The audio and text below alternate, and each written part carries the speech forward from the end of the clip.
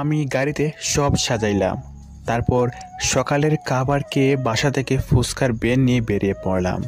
ফুচকার বেন নিয়ে আমি রাজশাহী ইউনিভার্সিটির ক্যাম্পাসে আসলাম। আমি রাজশাহী বিশ্ববিদ্যালয়ের প্রশাসনিক ভবনের সামনে দাঁড়ালাম। তখন বাজে 10টা। আমি বেন দাঁড় করিয়ে সব কিছু তৈরি করে নিলাম, কারণ কিছুক্ষণ পর ছাত্রছাত্রীদের আনাগোনা শুরু হবে। মরিচ, পেঁয়াজ, সালাদ কুচি কুচি করে কাটতেছি। আমার সামনের দোকান জালমুড়ির। জালমুড়িওয়ালার নাম শাকিল। শাকিল আমায় ইশারা দিয়ে বলে, সব ঠিক আছে কি? আমি বললাম, সব ঠিক আছে। তারপর আমি চুপ করে আবার সালাদ, মরিচ, পেঁয়াজ ইত্যাদি রেডি করতেছি। এবার আমার পরিচয় দেওয়া যাক। আমি মোহাম্মদ ওমর ফারুক। আমার বাসা গাইবান্ধা জেলার সুন্দরগঞ্জে। আমার পরিবারের সদস্য 5 জন। আমি পরিবারের ছোট ছেলে, আর আমার বড় ভাই আছে, আবার ছোট বোনও আছে। আমার আব্বু একটা বেসরকারি কোম্পানিতে জব করে, ভালো বেতন পায়। আর আমার বড় ভাই জগন্নাথ ইউনিভার্সিটি থেকে অনার্স শেষ করে সরকারি এসআই পদে যোগ দিয়েছে। ভাইয়া আমার 4 বছরের বড়, পড়ালেখাও 4 বছরের সিনিয়র, আর ছোটো বোন ক্লাস 9-এ পড়ে। ভাইয়া আমার পড়ালেখায় সিনিয়র হলেও কর্মজীবনে আমার জুনিয়র। আমি যে চাকরি করি পরিবারের কেউ সে খবর জানে না। আমি ইচ্ছে করেই বলিনি। আমি যখন ইন্টার ফার্স্ট ইয়ারে পড়ি, ভাইয়া তখন অনার্স 3য় বর্ষে পড়ে। আমি ইন্টারে থাকা অবস্থায় কঠিন শয়তান ছিলাম। ফোন নিয়ে ইন্টারনেট সংক্রান্ত এত জিনিস ঘাটাঘাটি করি যে কোনো কিছু বাদ যায় না। যাই হোক, একদিন শাকিলের কথা সরকারি একটা ওয়েবসাইটে ঢুকে পড়ি। সেখানে একটা লিঙ্কে ক্লিক করি। তখন আমার ফোন মনে হয় হ্যাং হয়ে গেল। অনেকক্ষণ পর একটা ফর্ম আসলো আমার ফোনে। সেখানে সব ডিটেলস বসালাম, একবার আমার আরেকবার শাকিলের। তারপর আর ওইসব বিষয়ে মনেই ছিল না। 7 দিন পর আমার জিমেলে মেল আসলো। সেদিন শাকিলেরও আসলো। আমাদের ঢাকায় দেখা করতে বলা হলো। আমরা ব্যাপারটা বাড়িতে না জানিয়ে ঢাকার বন্ধুদের কাছে ঘুরতে যাওয়ার নাম করে গিয়েছিলাম। সেখানে গিয়ে দেখি আমাদের মতো আরও অনেক ছেলে এসেছে। সবার বাইবা নেওয়া হলো। আমরা দুজনই বাইবাই টিকে চাই। তারপর পরীক্ষা হলো, সেখানেও পাস। তারপর আবার বাইবা। সব কিছুতেই পাস করার পর আমাদের ওখানে কিছু কঠিন কাজ দিয়েছিল। আমরা অনেক কষ্টে সেটা করি। তারপর আমাদের চাকরি কনফার্ম হয়। তারপর 7 দিন পর ট্রেনিংয়ের জন্য ডাকলো, কিন্তু তখনও হলো সমস্যা। আমাদের পরিবার যদি এই ঝুঁকিপূর্ণ কাজের কথা শুনে, তাহলে জীবনেও চাকরি করতে দেবে না। তারপর আমরা বাসায় বুঝিয়ে টিসি নিয়ে ঢাকায় লোকাল কলেজে ভর্তি হয়ে ঢাকায় থাকার ব্যবস্থা করি। 11 মাস ট্রেনিংয়ের পর চাকরিতে জয়েন করি একজন সিআইডি অফিসার হিসাবে। এখন আমার বাসার কেউ জানে না। সবাই জানে আমি চট্টগ্রাম ভার্সিটির 2য় বর্ষের ছাত্র। আর আমাদের একটা টিম রাজশাহীতে মিশনে এসেছি। রাজশাহীর ভার্সিটির কয়েকজন ছাত্র ড্রাগস সাপ্লাই, দর্শন, চাঁদাবাজি, লুট, মেয়ে পাচার, ফ্ল্যাট দখল সহ অনেক কাজ করে থাকে। আমরা ওদের খুঁজে বের করব। আর ছাত্ররা এসব করে, তার পিছনে অনেক বড় মাস্টার মাইন্ড কাজ করে। সেই না থেকে ধরতে হবে আমাদেরকে। 40 সদস্য বিশিষ্ট একটা টিম পাঠিয়েছে আমাদের টার্গেট প্রমাণসহ ওদের ধরা। আর ধরতে পারলে সাথে সাথে ফায়ার করে মেরে ফেলা হবে। 40 জন সদস্যকে আবার 4 জন করে 10 ভাগে ভাগ করে 10টা ভবনের সামনে দোকান করে দেওয়া হয়েছে। কেউ বাদাম বিক্রেতা, কেউ ফুচকা, কেউ ঝালমুড়ি ইত্যাদি। সকল খবরাখবর পাওয়ার জন্য মূলত আমরা দোকান দেওয়ার প্ল্যান করেছি। আমরা রাজশাহী এসেছি 15 দিন হলো, আর দোকান দিচ্ছি কাল থেকে, অনেক প্ল্যান করার পর। যাই হোক, ক্যাম্পাসে ছাত্রছাত্রীরা আসা শুরু করে দিয়েছে। আপনাদের পরিচয় দিতে আমার সব সুন্দরভাবে সাজানো শেষ, কাটাকাটিও শেষ। কিছুক্ষণ পরই এক জোড়া কাপড় আসলো দোকানের সামনে। আপনাকেও কি লাগবো বইলে দেন, সুন্দর করে বানাই দিতেছি। মামা, ফুচকা দেন, প্রচুর ঝাল হবে কিন্তু। ওকে, আপনারা বসেন, আমি বানাইতেছি। আচ্ছা, আমরা বসছি। আমি সুন্দর করে অনেক জাল দিয়ে ফুচকা বানিয়ে দিলাম। ওরা খাওয়ার পর, মামা, ফুচকা তো সেই বানান আপনি। ধন্যবাদ, আবার আসবেন। অবশ্যই আসবো। টাকা নিয়ে বসে আছি। আধা ঘন্টা পর প্রায় 20 জন একসাথে আসলো। তখন ক্লাস শুরু হয়েছে। ওরা বসলো আর আমি ওদের ফুচকা দিলাম। ওরা ওকে প্রশংসা করে চলে গেল। তারপর আর কাস্টমার নেই, ক্লাস চলতেছে তো তাই আর কি। তারপর আমি আমার গ্রুপে কল দিলাম। ওই দিকের কী অবস্থা? ভাই, প্রশাসনিক ভবন 2-এর দিকে আজ রাতে একটু আসতে হবে। কিছু বুঝতে পেরেছো নাকি? আজ দেখলাম একটা ছেলে মোটর সাইকেল নিয়ে আসলো। প্রশাসনিক ভবন 2-এর তেঁতুল গাছের নিচে কিছু ছেলে বসেছিল। ওই ছেলে আসা মাত্র এক ইশারায় সবাই ভবনের ভিতরে চলে গেল। ছেলেটা ফার্স্ট বয় হতে পারে, ওর ক্লাসে যাওয়ার জন্য ইশারা করতে পারে। সেটা জানি, কিন্তু সব ছেলে নেশাখোর দেখতে, তাই বললাম। আমরা যদি রাতের বেলা আসি, কার কোনো সমস্যা আছে? না। ওকে, আমরা আসবো। আর শোনো, এখানে যে তুচ্ছ ঘটনায় ঘটুক না, সেটার সাথে সাথে আমাদের জানাবে। আচ্ছা। তারপর কল মিউট করে রাখলাম। আমরা ওয়াকিটকিতে কথা বলি, সেটা আবার ব্লুটুথ দিয়ে কানেক্ট করা, আর আমাদের পুরা শরীর ডেকে রাখা আছে। কিছুক্ষণ পর 4 জন মেয়ে আসলো। গলায় কার্ড ঝুলানো দেখে বুঝলাম সাংবাদিকতা নিয়ে পড়াশোনা করতেছে। শাকিলকে মেসেজ দিলাম যাতে সাংবাদিকের সাথে কথা না বলে। যাই হোক, মেয়ে 4 জন বসলো। বসেই, মামা ফুচকা দেন। আফা, জাল কম নাকি বেশি দিব? মামা ঝাল বেশি এবং টকও দেন, বেশি দেন। আচ্ছা আফামণি। এই মিয়া, আপনি শুধু আফামনি আফামনি বলতেছেন, আমাদের দেখে কি আফা মনে হয়? সরি, আর হবে না। এই তো ভদ্র মানুষ। তারপর আমিও কথা বলিনি, কারণ সাংবাদিক মেয়ে অনেক কথা পেঁচাবে, ধরা পড়লেই ঝামেলা। তাই চুপ করে থাকলাম। ওরা ফুচকা খাচ্ছে আর আমি দোকানের চারপাশে পানি যাচ্ছি। তখনই ভার্সিটির গেট দিয়ে অনেকগুলো মোটর সাইকেল ঢুকলো, আর আমার দোকানের সামনে বসা মেয়েগুলো। শালারা আসলো। এতক্ষণ ক্যাম্পাসটা ভালোই ছিল, এখন আর থাকবে না। কেউ যদি এদের একটা বিহিত করত তবেই হতো। এদের জন্য ভার্সিটির কোনো মেয়ে নিরাপদ নয়, একদম নরপশু। আল্লাহ জানে কোন দিন যে আমাদেরকেই টার্গেট করে। এমনিতেই ভয়ে ক্লাস করি না এদের জন্য। চল আমরা চলেই যাই ক্যাম্পাস থেকে। আফামণি, সরি, মানে আফা, এই ছেলেগুলোকে। তোমার এগুলো জেনে লাভ নেই। আফা, একটু উপকার করেন। ওরা যদি আমার কাছে ফুচকা খায়, আমি যদি আবার টাকা চাই, কি জানি কি করে। আমরা বয়সে আপনার ছোটই হব। আমরা অনার্স ফার্স্ট ইয়ারে পড়ি, আমাদের নাম ধরে ডাকতে পারেন। আমি তো আপনাদের নাম জানি না। আমি মেহেরুন্নেসা তৃষা, ওরা হলো নীলা, কণা আর মিম। আমাদের নাম ধরে ডাকবেন। আচ্ছা, এবার তো বলেন। সরি বলো। আমরা এসব তোমায় বলছি, কাউকে বলিও না আবার। আচ্ছা। থাপ্পড় খেতে চান নাকি? ভাবে কথা বলেন। পারি না তো আমি। আমরা সাংবাদিকতা নিয়ে পড়াশোনা করতেছি।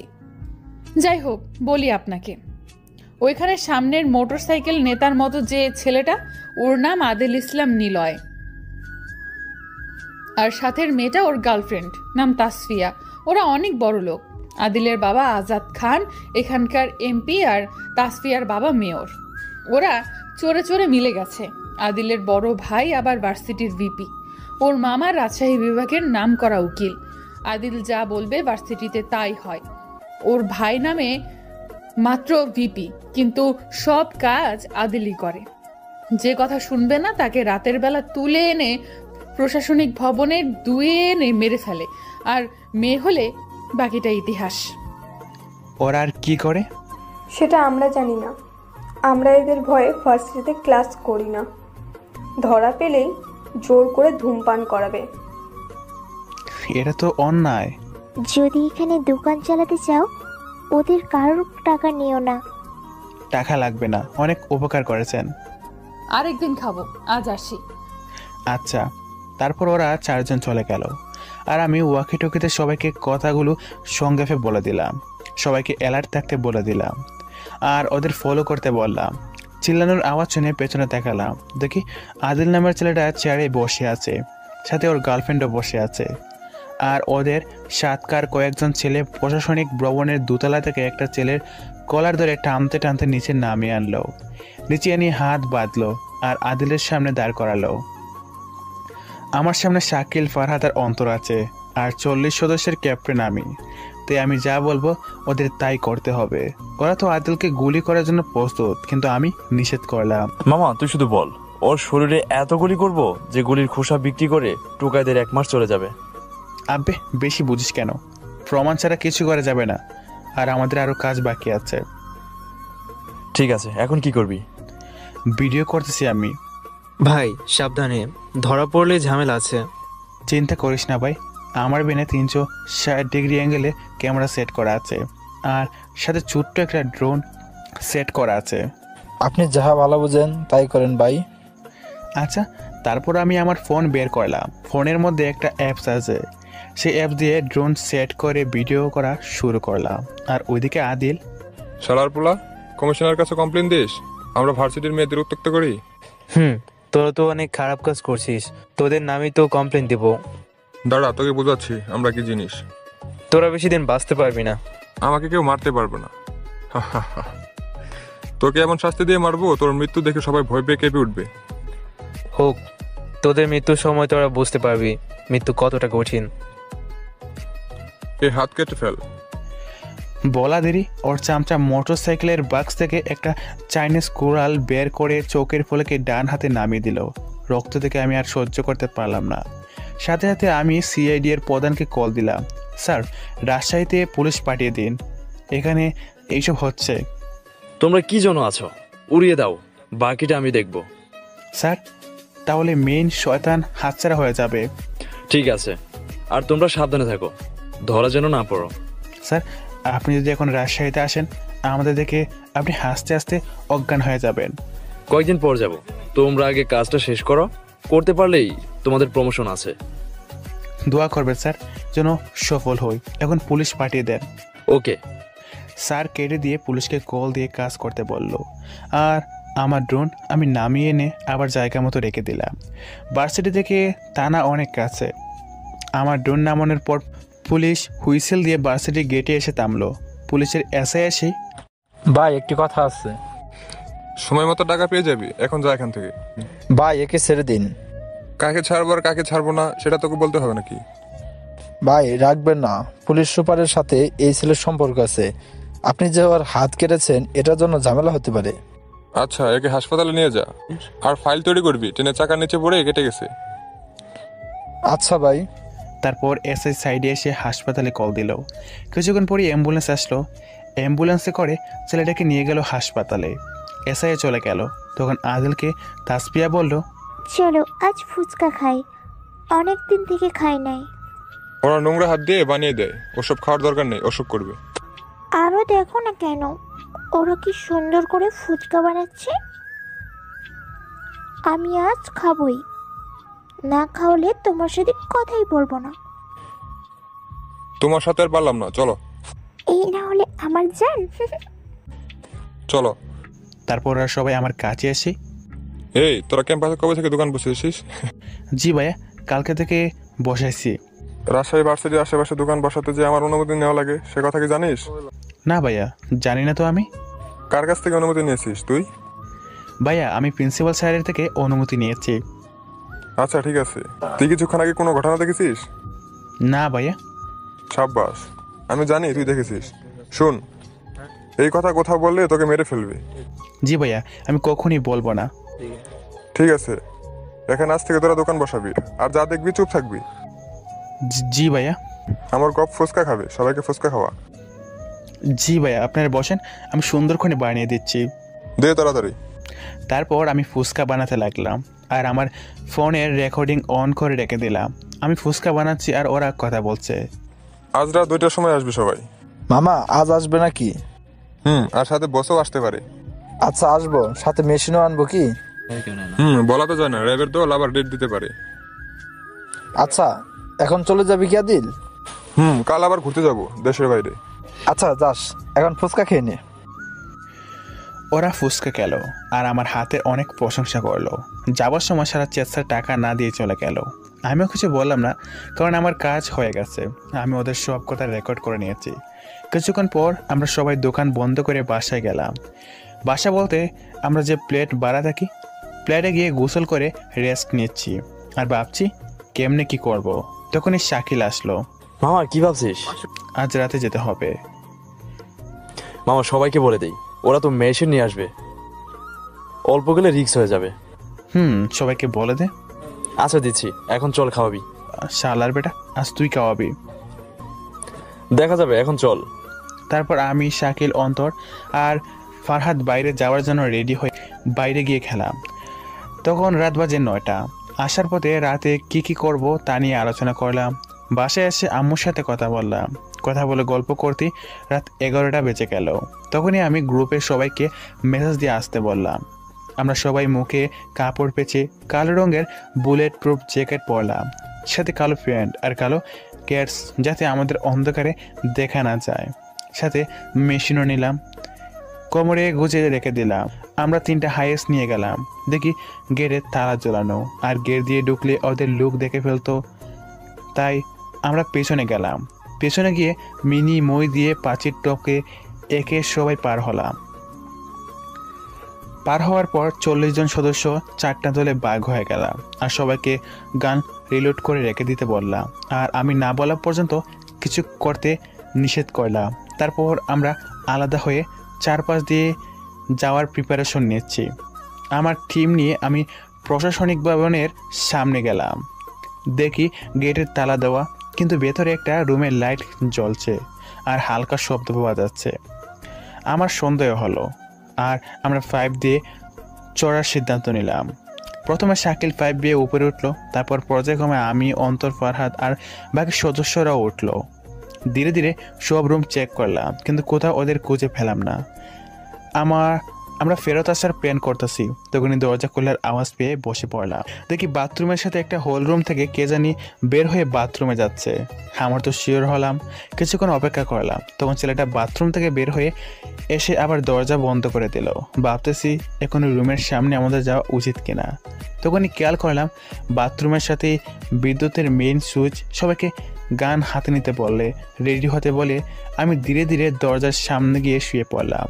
তারপর শুয়ে শুয়ে জানালার পার হয়ে মেইন সুইচ অফ করে দিয়ে জানালার গ্রিলের সাথে ম্যাগনেটিক সিস্টেম বুতাম ক্যামেরা সেট করে দিয়ে আবার মেইন সুইচ অন করে দিয়ে দৌড়ে এক সাইডের বাথরুমে ঢুকে গেলাম। বাথরুমে ঢুকে গান সেট করে বসে থাকলাম। এই কাজগুলো করতে সময় লেগেছে 1.5 মিনিটের মতো। একটু দেরি হলে পুরো প্ল্যান বেঁচে যেত। আমি বাথরুমে বসে আছি, কারো আসার আওয়াজ পেলাম, কিন্তু শেষ কর্নারের বাথরুম হওয়ায় আর আসলো না। আমি আমার ফোনের স্ক্রিন ক্যামেরার মাধ্যমে ওদের কার্যকলাপ দেখতে লাগলাম। শাকিলকে কল দিয়ে আইপ্যাডে স্ক্রিন রেকর্ড করতে বললাম আর কথাগুলো শুনতে লাগলাম। ভিডিওতে ওদের দেখে চিনে ফেললাম, কেননা মিশনে আসার আগে এদের সবাইকে দেখানো হয়েছে। এখানে আছে আদিল আর ওর চামচারা। চেয়ারে বসে আছে ভার্সিটির বিপি রনি ইসলাম আর রাজশাহী সদরের মেয়র। ওদের কথাবার্তাগুলো, এবার একটু মাল বেশি এসেছে, এবার চাহিদা পূরণ করা যাবে। কাজ সাবধানে করতে হবে। শুনলাম সিআইডির একটা দল মিশনে গিয়েছে, কিন্তু কোথায় গিয়েছে সে কথা জানা যায়নি। আমাদের ধরবে এমন বাপের বেটা কে আছে? আমার বাবা এমপি, হবু শ্বশুর হলো শহরের মেয়র। আমাদেরকে কে ধরবে? গুলি করে মারবো তাদের। সমস্যা নেই, আমরা আছি তো নাকি? আচ্ছা, বস তো আসার কথা, আসলো না কেন? এখন পর্যন্ত বসকে দেখতেই পারলাম না, অথচ কোটি কোটি টাকার ব্যবসা করে দিয়েছি তাকে। আরে বস তো আসতোই, কিন্তু এই সিআইডি টিমের জন্য আসেনি। আর আমরা তো বসের কাছেই এই কথা শুনতে পেলাম। দেখ, তবু সাবধানে থাকতে হবে। আচ্ছা, দেখবো পরে। এখন বলো, এখানে কত কোটি টাকার মাল আছে আর লাভ কত হবে? এখানে 50 কোটির মাল আছে, সাবধানে সেল দিতে হবে। এখান থেকে অনায়াসে 100 কোটি লাভ হবে। ইয়াবা কিনেছি 15 টাকা, এখানে আনাসহ খরচ 30 টাকা, কিন্তু বিক্রি করতে হবে 200 টাকা। বিচি আছে 34 লাখ পিস, 10 কোটি টাকার ইয়াবা আছে এখানে। আর হিরোইন আছে 15 কোটি, ফেন্সিডিল আছে 10 কোটি, আর বাকি টাকার গাঁজা আছে। এগুলোর দাম তো আর বলা লাগবে না নাকি? লাগবে না। আর টাকা কবে দিতে হবে? 7 দিন পর দিতে হবে। সমস্যা নেই, পেয়ে যাবেন আপনার মুনাফা সহ। এখন তো কিছু টাকা দিতে হবে নাকি? এখন বেশি নেই, মাত্র 10 কোটি টাকা আছে। ওটাই নিয়ে যান। আচ্ছা দাও, আর আমি চলে যাব এখনই। ওকে। তারপর মেয়র আর মেয়রের 2 চামচা দুটো ব্যাগ করে টাকা নিয়ে বের হচ্ছে, আর সাথে আদিলও আছে। যখনই দরজা খুলবে শাকিলেরা সরে গিয়ে একটা বাথরুমে ঢুকে পড়লো। তারপর আদিল মেয়রকে ভবনের গেট খুলে ভার্সিটির সীমানা পার করে দিল। একটু পর আবার আদিল এসে আরও কয়েকজনকে কল দিল। আরও কয়েকজন আসলো। আমরা বুঝলাম ওরা চিটকা নেতা।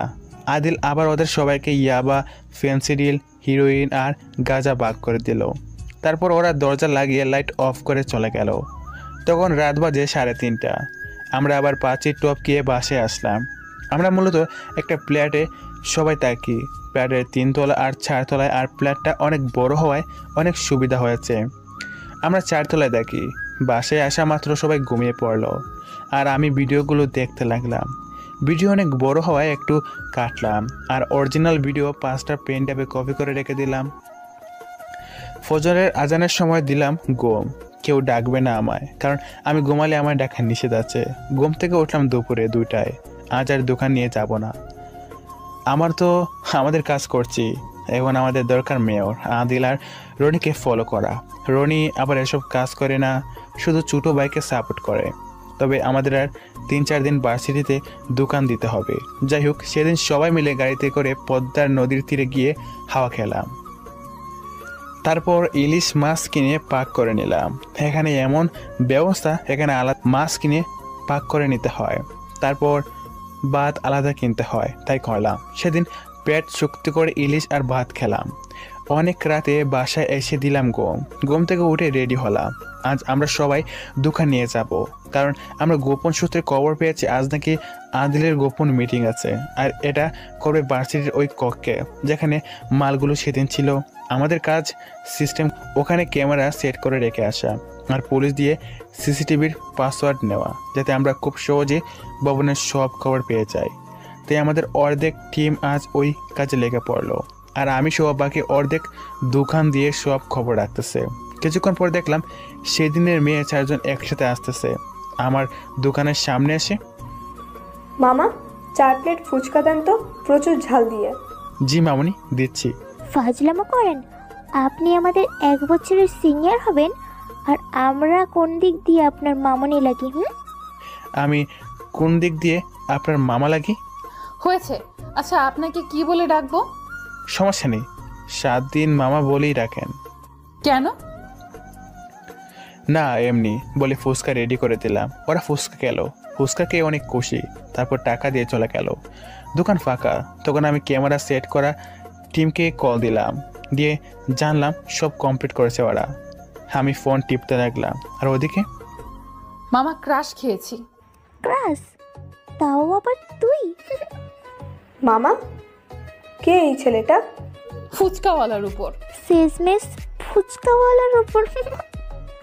আরে চুপ কর মামা, ছেলেটাকে প্রথম দিন দেখতে পারিনি, আজ দেখে আমিও ক্রাশ খেয়েছি, কিন্তু তোর জন্য ছেড়ে দিলাম।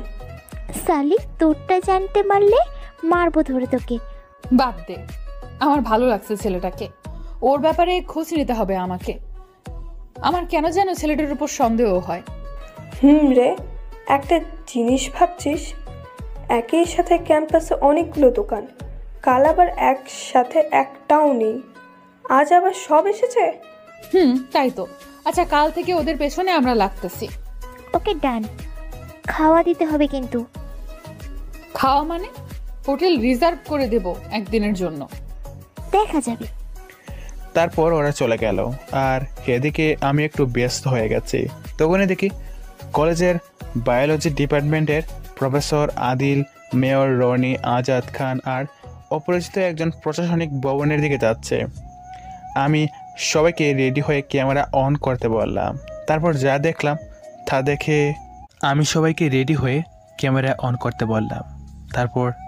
দেখলাম তা দেখে ওদেরকে কল দিয়ে জানলাম সব জায়গায় ক্যামেরা সেট করা হয়েছে।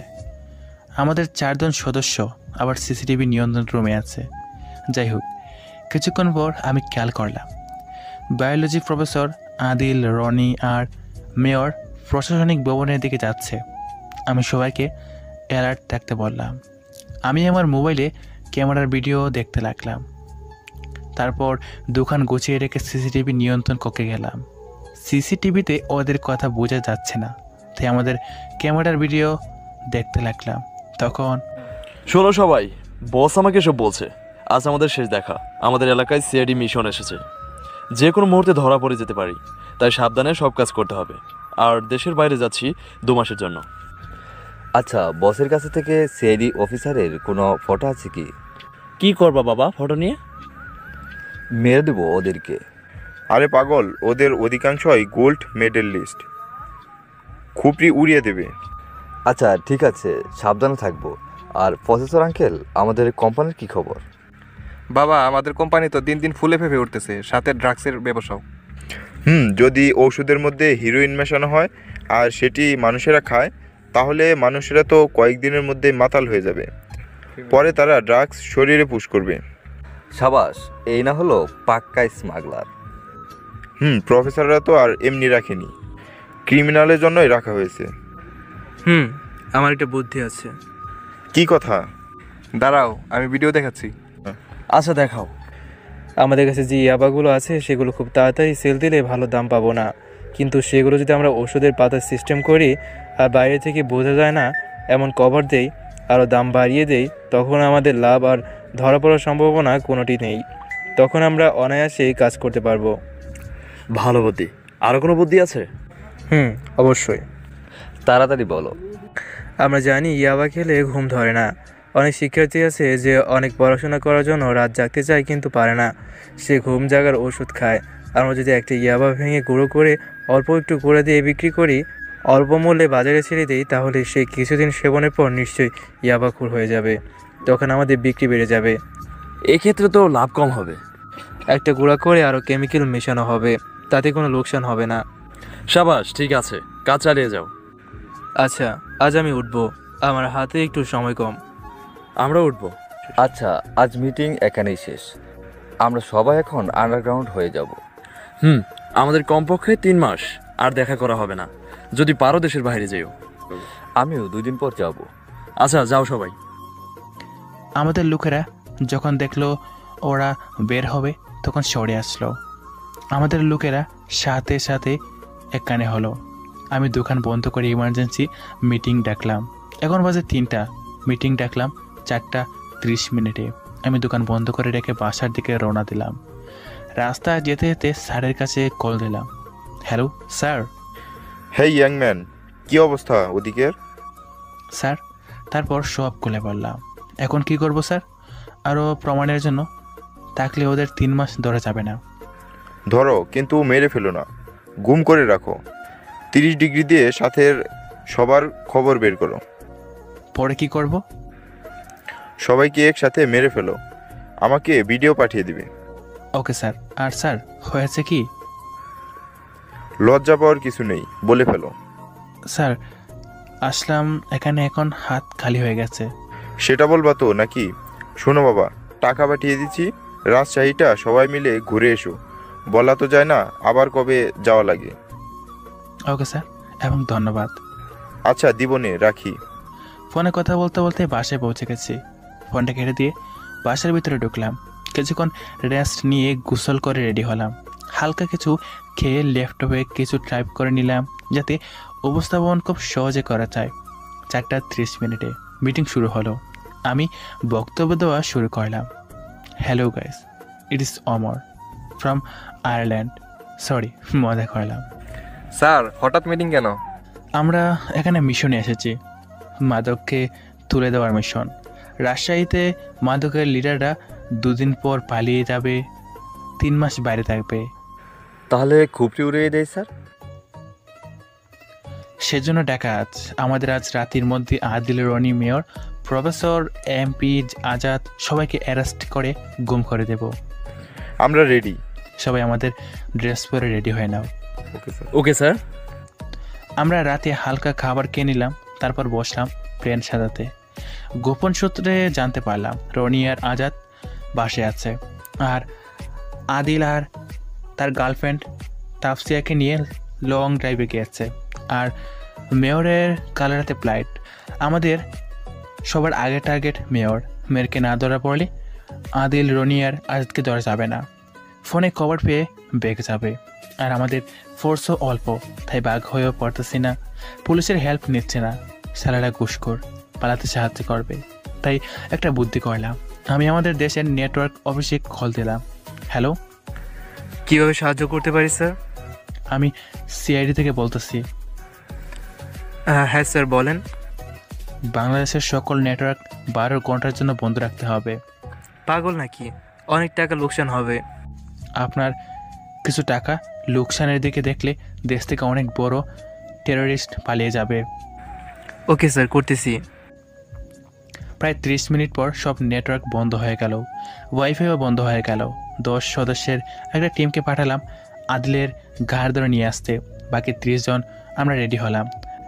রাত 2:30-এর সময় আমরা মেয়রের বাড়ি থেকে একটু দূরে দাঁড়িয়ে আছি। আমি আর অন্তর 5 বে উঠে মেইন সুইচ অফ করে দিলাম। তারপর বাকিরা আসলো।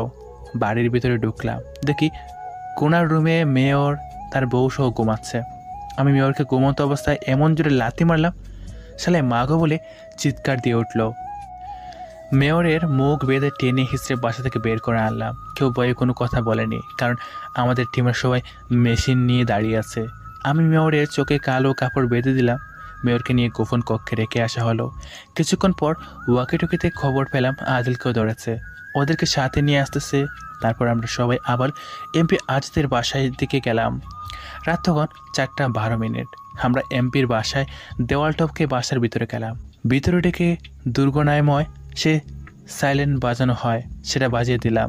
ব্যাস তখনই আজাদ খান রনি হাতে পিস্তল নিয়ে ধীরে ধীরে পালানোর চেষ্টা করতেছে। আমিও চুপে চুপে গিয়ে আজাদ খানের ঘাড় ধরলাম।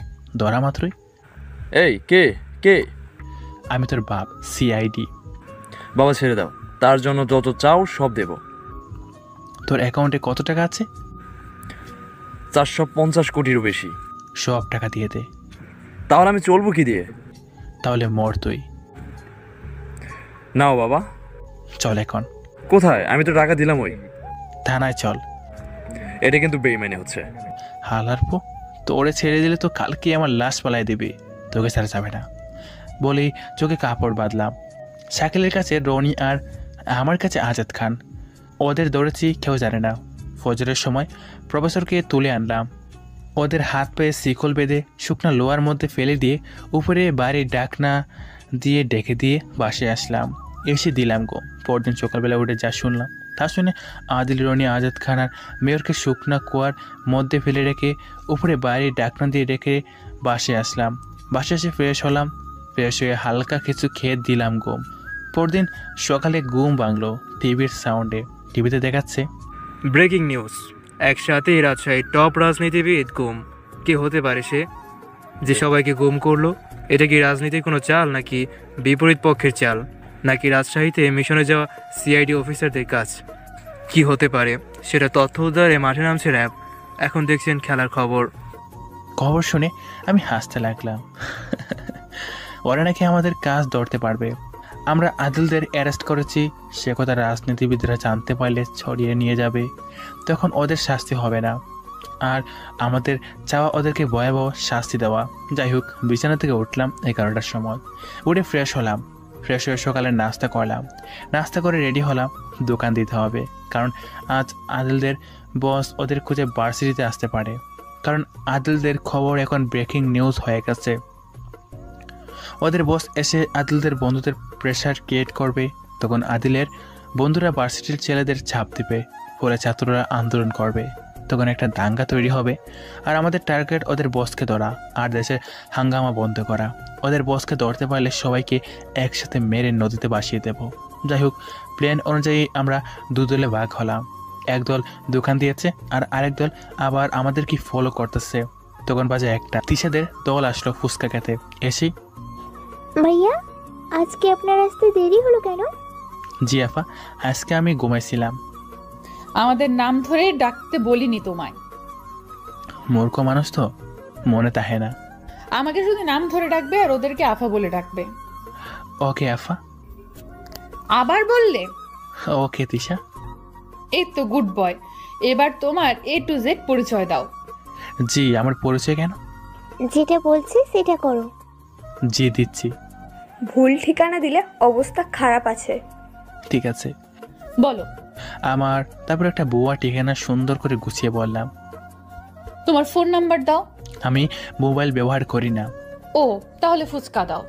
আচ্ছা, তারপর আমি ফুচকা বানিয়ে দিলাম, ওরা ফুচকা খাচ্ছে। আর মামা, এখন আমরা নিশ্চিন্তে ভার্সিটি আসতে পারবো। মামা শুনলাম ওরা সবাই নাকি গুম। আজকে খবর দেখলাম। যেই কাজটা করুক তাকে হাজার সালাম, শালার সবগুলোকে যেন মেরে ফেলে।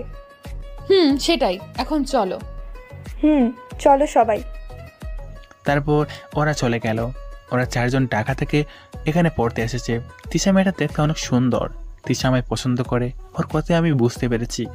আমি ওকে মনে মনে পছন্দ করি, কিন্তু আগানো যাবে না, কারণ আমি যে কাজ করি সেই কাজে আমার যে কোনো মুহূর্তে মৃত্যু হতে পারে। আমি যদি এখানে আর কিছুদিন থাকি তাহলে তিশাকে ছাড়া থাকতে পারবো না। তাই 7 দিনের মধ্যে এখানে থেকে চলে যাব ভাবতেছি। তাই খুব তাড়াতাড়ি মিশন শেষ করবো ভাবতেছি। যাই হোক, বিকাল 4টায় দোকান বন্ধ করে সবাই মিলে বাসায় গেলাম। সেদিন কোনো কিছুর দিকে সন্দেহ নেই, তাই রাতের বেলা বেরোলাম না। সেদিন অনেক রাত পর্যন্ত প্ল্যান করলাম কীভাবে আদিলদের বসকে ধরবো। যাই হোক, পরদিন যথাসময়ে দোকান বসালাম। খেয়াল করলাম অন্য দিনের তুলনায় ভার্সিটিতে আর ছাত্রছাত্রীদের আনাগোনা বেশি। একটু সন্দেহ হলো, তাই সবাইকে অ্যালার্ট থাকতে বললাম। 11টার দিকে খেয়াল করলাম তিশাদের দল আসতেছে। ওরা এসেই ফুচকা দাও। জি দিচ্ছি। শোনো, আজ ভার্সিটিতে গন্ডগোল হবে, তুমি এখনই দোকান বন্ধ করে চলে যাও। তাহলে আমার সংসার কেমন করে চলবে? আমি দিব, তবুও তুমি চলে যাও। না লাগবে না, আমি দোকান বন্ধ করতেছি। তাড়াতাড়ি করেন। ওদের ফুচকা খাওয়া শেষ। নীলা বিল দিল, ওরা চলে গেল। 100 মিটার না যেতেই তিশা আবার ফিরে আসলো, এসে একটা বাক্স দিল। এটা কি? এখানে একটা মোবাইল আছে। আমি মোবাইল দিয়ে কি করব? আমার যত ফোনের কালেকশন, তোমার ফোন কি করি? মনে মনে বললাম। ফোন দিয়ে কথা বলবো, ওখানে আমার নাম্বার আছে। তিশা চলে গেল। তখন আমি দোকান গুছালাম, কারণ আমি শিওর ঝামেলা হবে। আমরা সবাই অ্যালার্ট আছি। 12:10 ভার্সিটির গেট দিয়ে একটা মার্সিডিজ কার ঢুকলো। সামনে এক গাড়ি বডিগার্ড আর পিছনে এক গাড়ি বডিগার্ড। কার প্রশাসনিক ভবনের সামনে আসা মাত্রই আদিলের বন্ধুরা দৌড়ে আসলো। সরি বস, আপনাকে চিনতে পারিনি। ব্যাপার না, সব শিক্ষার্থীদের বাইরে ডাকো এখনই। আচ্ছা বস। ভালো একটা হাঙ্গামা করতে হবে, 2-4টা গাড়ি পুড়িয়ে দিতে হবে। বস, আপনি সাথে থাকলে 2-4টা কেন, পুরো দেশই জ্বালিয়ে দিতে পারবো। এবার যাও। তারপর আদিলের বন্ধু সব শিক্ষার্থীদের বাইরে আনার জন্য গেল, আর আমি সবাইকে রেডি হতে বললাম। আজকে আদিলের বসকে ধরতে হবে। সবাই তৈরি হয়ে আছে, কিন্তু আদিলের বসের মুখ দেখা যাচ্ছে না। তাই আমরা সবাই একখানে হয়ে অপেক্ষা করতেছি। কিছুক্ষণ পর আদিলের বস সিগারেট লাগানোর জন্য মাস্ক খুলে ফেলল। মাস্ক খোলা মাত্র তাকে আমি চিনে ফেললাম। আদিলের বসের নাম জাফর চৌধুরী। জাফর চৌধুরী একজন মন্ত্রী ছিলেন। মন্ত্রিত্ব থাকাকালীন জাফর চৌধুরী মাদকের ব্যবসা করতেন। এই কথা ফাঁস হয়ে গেলে সরকার থেকে মন্ত্রিসভা থেকে ইস্তফা দিয়ে দেয়। মন্ত্রিসভা থেকে বাদ পড়ার পর দুদকের হানা পড়ে তার বাড়ির ওপর। অনেক ব্ল্যাক মানি পায় তার বাসায়। তারপর রেব আর সিআইডি এর যৌথ অভিযানে তার সব ধান্দা ধরা পড়ে যায়। সে মাদকের ব্যবসা, নারী পাচারকারী, শিশু পাচার করে, কিডন্যাপার, 30 জন মার্ডার করেছে। সেজন্য জাফর চৌধুরীর ফাঁসির রায় হয়ে যায়, কিন্তু আফসোস তাকে আর দেশে খুঁজে পাওয়া যায়নি। 2012 সালে জাফর চৌধুরী পালিয়ে যায়। দীর্ঘ 8 বছর পর সে দেশে ফিরেছে। জাফর চৌধুরীকে আজ ধরতেই হবে। ওকে ধরতে পারলে দেশের অনেক ক্ষতির সমাধান হবে। যাই হোক, জাফর চৌধুরীকে দেখে স্যারকে কল দিলাম। Sir, hot news. বলো। স্যার, জাফর চৌধুরী রাজশাহীতে। হোয়াট? কি বলো? হ্যাঁ স্যার, আপনি আমার জাফর চৌধুরীর ফটো দেখিয়েছিলেন, তাই আমি সহজে চিনে ফেলছি। শরীর অনেক ফিট স্যার, মনে হয় নিয়মিত ব্যায়াম করে। শোনো, ওকে যে করে হোক অ্যারেস্ট করো। স্যার, এখন সম্ভব না। জাফর চৌধুরী রাজশাহীর সকল শিক্ষার্থীদের সাথে, আর সাথে আছে রাইফেলদারি প্রায় 20 জন বডিগার্ড। তাহলে আরো ফোর্স পাঠিয়ে দেই। দেন স্যার, অনেক বড় সংঘর্ষ হতে পারে, আর আমরা এদের অ্যারেস্ট করেছি সে কথা প্রকাশ করার দরকার নেই। ওকে, আমি ফোর্স পাঠাচ্ছি। আচ্ছা। ফোনটা কেটে দিয়ে সাইকেলের ধাক্কায় সামনে তাকিয়ে আমি অবাক হয়ে গেলাম। আমার জীবনে প্রথমবার একসাথে এত মানুষ দেখলাম। প্রায় 15,000 শিক্ষার্থী এসেছে মানে জোর করে দৌড়ে এনেছে এরা। যাই হোক, সবার হাতে একটা করে ব্যানার, সেখানে লেখা আদিলের কিছু হলে রাজশাহী উড়ে যাবে। আমরাও মাস্ক পরে ওদের সাথে মিছিলে যোগ দিলাম। আমি আর শাকিল জাফর চৌধুরীর একদম পেছনে আছি। শিক্ষার্থীরা প্রথমে ক্যাম্পাসে মিছিল দিল, তারপর গেট দিয়ে বাইরে বের হলো। সেখান থেকে রাজশাহীর মূল শহরে গেল। সেখানে গিয়ে পরপর দুটো বাসে আগুন লাগিয়ে দিল। প্রায় 5 মিনিট পর 3 গাড়ি পুলিশ চলে আসলো। ভাইরা একটু শান্ত হবেন প্লিজ, সমস্যা আমাদের খুলে বলুন। আদিলকে ফিরিয়ে দিতে হবে। ভাইয়া আমরা জানি না আদিল ভাই কোথায়, সরকারও বলতে পারে না। আদিলের কিছু হলে দেশের অবস্থা খারাপ আছে। আপনারা শান্ত হয়ে ফিরে যান, আমরা 7 দিনের মধ্যে আদিল ভাইকে অক্ষত অবস্থায় আপনাদের কাছে ফিরিয়ে দিব। ওকে যদি না পাই তাহলে অবস্থা আরো ভয়াবহ হবে। সমস্যা নেই, খুঁজে আনবই। তারপর মিছিল ভেঙে গেল। এখন আর আমরা জাফর চৌধুরীকে ফলো করতে পারবো না। একটা বোতামের মতো ছোট্ট মেশিন জাফর চৌধুরীর পিঠে লাগিয়ে দিলাম। অনেক ভিড়ের মাঝে বুঝতে পারিনি আমি কি করেছি। এই মেশিন দিয়ে জাফর চৌধুরীর লোকেশন আর কি বলছে সব শোনা যাবে। যাই হোক, মিছিল ভেঙে গেল। আমরাও বাসায় চলে আসলাম। বাসায় আস্তে আস্তে প্রায় সন্ধ্যা নেমে এসেছে। আমরা সবাই বাসায় গিয়ে রেস্ট নিচ্ছি। আমি ফোনে বুঝতে পারলাম জাফর চৌধুরী কিছু কথা বলছে। আমি সাথে সাথে কম্পিউটারে গিয়ে জাফর চৌধুরীর লোকেশন ট্র্যাক করে দেখলাম জাফর চৌধুরী রাজশাহীর নাম করা হোটেলে আছে, আর ওদের কথাবার্তা শুনতে লাগলাম। শোনো তোমরা, আমি 7 বছর পর অনেক রিস্ক নিয়ে দেশে ঢুকেছি। আমার আর দেশে থাকা সম্ভব না। সিআইডির টিম রাজশাহীতে আছে। আমার মনে হয় ওরাই আদিল, রনি, মেয়র আর আজাদ খানকে অ্যারেস্ট করেছে। আমি আজ রাত থাকলেই অ্যারেস্ট হব নিশ্চিন্ত। বস, আপনার সাথে আদিল দেখা করার জন্য পাগল ছিল, অথচ দেখতেই পারলো না। আমি অনেক চেষ্টা করেছি কিন্তু দেশে ঢুকিনি।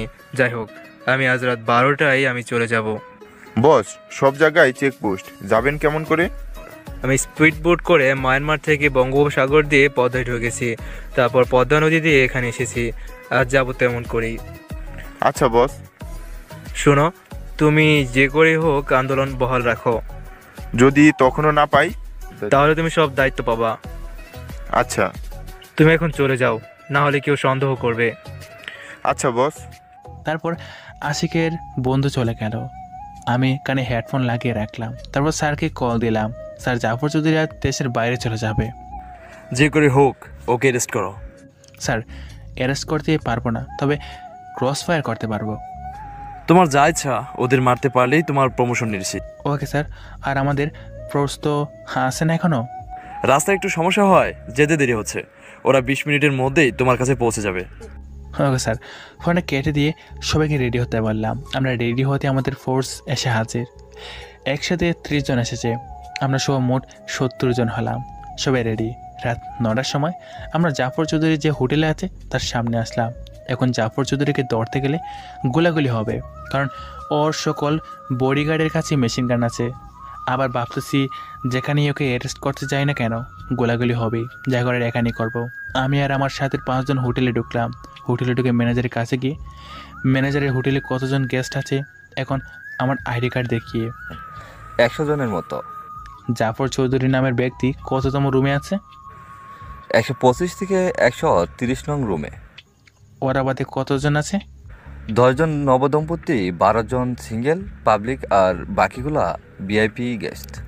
আপনি কি 10 মিনিটের মধ্যে এই পাবলিকগুলোকে সেফ জায়গায় নিতে পারবেন? কেন স্যার, কোনো সমস্যা কি? জাফর চৌধুরী কুখ্যাত স্মাগলার, সবাইকে বাইরে বের করান যাতে ওরা বুঝতে না পারে। Okay sir. আমরা হোটেলের চারপাশ দিয়ে ঘিরে ফেলছি। দেখতে দেখতে ম্যানেজার সবাইকে বের করে বাইরে নিয়ে গেল। হোটেলে এখন শুধু জাফর চৌধুরী আর তার বডিগার্ডরা আছে। আমাদের সকল সদস্যরা ভিতরে ঢুকলাম আর দরজা লাগিয়ে দিলাম। সাথে ম্যানেজারকে বললাম কেউ যেন ভিতরে ঢুকতে না পারে। আমরা সবাই ভিতরে ঢুকলাম। 2 বারান্দা দিয়ে বাগ হয়ে গেলাম। 125 থেকে 130 নং রুম ঘিরে ফেললাম। সবাইকে গান রিলোড দিতে বললাম, আর সাথে সাইলেন্সার লাগাতে বললাম। আর হোটেলের একটা সুবিধা ছিল, এক রুমের শব্দ অন্য রুমে শোনা যেত না। প্রথমে 125 নং কক্ষের দরজা ভেঙে ঢুকলাম। 10 জন, বাইরে থেকে কয়েকজন প্রোটেকশন দিচ্ছে। ভেতরে ঢুকে দেখি 7 থেকে 8 জন মদ খাচ্ছে। আমরা হঠাৎ ঢুকায় ওরা বুঝে উঠতে পারেনি, আর ওরা নেশা করে দ্রুত বুঝতে পারেনি। আমরা ওদের সবাইকে অ্যারেস্ট করলাম। তখনই ওয়াশরুম থেকে একজন বের হলো। বের হয়ে আমাদেরকে দেখে দ্রুত আবার ওয়াশরুমে ঢুকে গেল। শাকিল ওয়াশরুমের দরজা ধাক্কাচ্ছে কিন্তু খুলতেছে না, তাই দরজা ভেঙে বের করে আনলো। ওয়াশরুমের ছেলেটা ড্রিঙ্ক করে নি। ওকে বললাম জাফর কোথায়, কোন রুমে আছে? আমি জানি না। এখন বল, জানিস কি না? ওর সামনে ওর সাথের 4 জনকে গুলি করে ঝাঁঝরা করে দিলাম আমাদের ফোর্সের সদস্যরা। সত্যি জানি না। সত্যি জানিস না? বাকি 3 জনকে মেরে। আমায় মেরে ফেললেও বলবো না। ওকে, তাহলে মরে যা বলি আমাদের পিস্তল মাথা ওর মুখের ভিতরে ঢুকিয়ে দিলাম। ভাই মারবেন না, বলতেছি। বল। 128 নং কক্ষে আছে আমাদের বস। ওকে, তাহলে হাওয়াকা বলি ওর মুখের ভিতরে ছোটা গুলি করলাম। শালকে বাঁচিয়ে রাখলি কতি। আমি সরাসরি 128 নং কক্ষের দরজা ভেঙে ঢুকে গেলাম। ঢুকে দেখি শালা মেয়ে নিয়ে বাকিটা না বলি হঠাৎ আমাদেরকে দেখতে পেয়ে শুধু কাপড় টেগে পিস্তলটা হাতে নিল, আমার দিকে পিস্তল টার্গেট করে রাখলো। তুমি কে? আজকে তো আমার সাথেই মিছিলে ছিলা। শহরের বাচ্চা, আমি সিআইডি অফিসার, তোকে ধরার জন্য এসেছি। আমার কিছু করতে পারবি না তোরা। দেখি কি করা যায়, তোকে ছেড়ে দেবো। বল তোদের বসকে। লুল, আমি জীবনেও বলবো না। বলবি না? না, কি করবি কর। শাকিল, এদের সব লোককে ধরে নিয়ে আয়। আচ্ছা। বলবি না? না, বলবো না। বলবি না? দেখ তুই গাইস, তোমাদের মধ্যে যে এদের বুকে বেশি গুলি করতে পারবে তার জন্য পুরস্কার আছে। জাফরের সব ছেলেকে হাত করা পরিয়ে হাঁটু গেড়ে মুখ বেঁধে বসিয়ে রাখা হয়েছে। Okay sir. ফায়ার বলা মাত্রই সবার বুক ঝাঁঝরা হয়ে গেল, সবার চোখের সামনে লুটিয়ে পড়লো। আমি আবার জাফরের কাছে গেলাম, গিয়ে মুখের মধ্যে জোরে একটা লাথি মারলাম আর ভিডিও করতে লাগলাম। কুত্তার বাচ্চা, বল তোর আরো বস আছে নাকি? থাকলে তার নাম বল। না, আমি বস। তাহলে খুলে বল। আসলে আমি বস। বাংলাদেশের সব নেশা দ্রব্য আমি সাপ্লাই করি। পদ্মা নদী দিয়ে রাজশাহীতে আসতো, এখান থেকে ঢাকায় সাপ্লাই দিত রনি আর আজাদ খান। সরাসরি ঢাকায় ঢোকা যেত না, অনেক চেকপোস্ট তো, তাই। তাহলে এগুলো তৈরি করিস কোথায়? আসলে মায়ানমারে আমার মদ, ইয়াবা, ফেন্সিডিল আর হিরোইনের ফ্যাক্টরি আছে। নাফ নদীর তীরে বানিয়েছি আমি। কেমন করে বানালি? আমার যখন ফাঁসি রায় আসে তখন উপায় না পেয়ে বর্ডার ক্রস করি। নাফ নদীর তীরে অনেকদিন থাকি, ওখানেই থাকতে থাকতে জায়গাও কিনে ফেলি। সেই সুবাদেই ওখানে প্রথমে ইয়াবার ফ্যাক্টরি দিয়েছি, তারপর বাকিগুলা। তুই যদি না থাকিস ওসব ফ্যাক্টরি কি বন্ধ হয়ে যাবে? না, আমার ছেলে চালাবে। ও, তোর ছেলের কন্ট্যাক্ট নাম্বার দে। ওর কিছু করতে পারবি না তোরা। দেখিস এটা। আর তুই কি করিস? প্রায় 2000 নারী এবং 10,000-এর মতো শিশু পাচার করেছি। বাহ, ভালো তো। এখন বল তোর শেষ ইচ্ছা কি? তুই আমায় চালান করে দিবি না? আমায় চালান করে দিলে ছাড়া পেয়ে যাব। ছাড়া পাওয়া মাত্রই তোকে মেরে ফেলবো। তাই নাকি? বলি ওর হাত থেকে পিস্তলটা কেড়ে নিলাম। আমার পিস্তল দিয়ে কি করবি তুই? দেখ, শাকিলের পেশিতে, আমারও পেশিতে, বাকি সদস্যদের পায়ের মাংস পেশিতে ওদের পিস্তল দিয়ে গুলি করে কত করলাম। মামা, আমাদের এমন করে দিলি কেন? জাফরকে কুত্তার মতো গুলি মারবো আর রিপোর্ট বানাবো। আমরা জাফরকে অ্যারেস্ট করতে গেলে ওর বডিগার্ড আমাদের আহত করে, পরে আমাদের ক্রস ফায়ারে সবাই মারা গেছে। মামা, তোর মাথায় এত ক্রিমিনালি বুদ্ধি আসলো কোথা থেকে? চুপ থাক। আমায় মারিস না। তোকে বাঁচিয়ে রাখলে তুই মানুষের অনেক ক্ষতি করবি। তোকে এমন শাস্তি দেবো তুই কল্পনা করতে পারবি না। আমায় মাফ করে দে। জাফরের হাত পেছনে বেঁধে ফেললাম, মুখে টেপ মেরে দিলাম, একটা চেয়ারে বসালাম যাতে নাড়াচাড়া না করতে পারে। তারপরে একটা ড্রিল মেশিন এনে জাফরের পা ফুটো করলাম। জাফর শুধু ঘোঁকাচ্ছে, 2 পায়ে অনেক ফুটো করলাম। সারা রুম রক্ত দিয়ে ভরে গেছে। সবাই আমার দেওয়া ভয়াবহ শাস্তি থেকে ভয়ে চুপসে গেছে।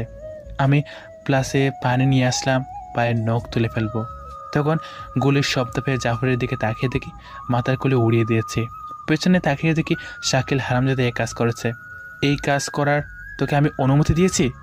ও শাস্তি দেখে আর সহ্য করতে পারিনি। এখন তুই আমায় সাসপেন্ড করলেও আমি কিছুই বলবো না।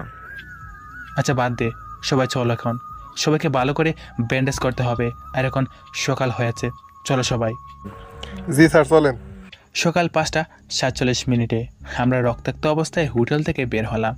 কোনো সাংবাদিক ছিল না, তাই ঝামেলা ছাড়াই বাসায় গেলাম। যাওয়ার আগে পুলিশকে কল দিয়ে সব জানিয়ে দিলাম।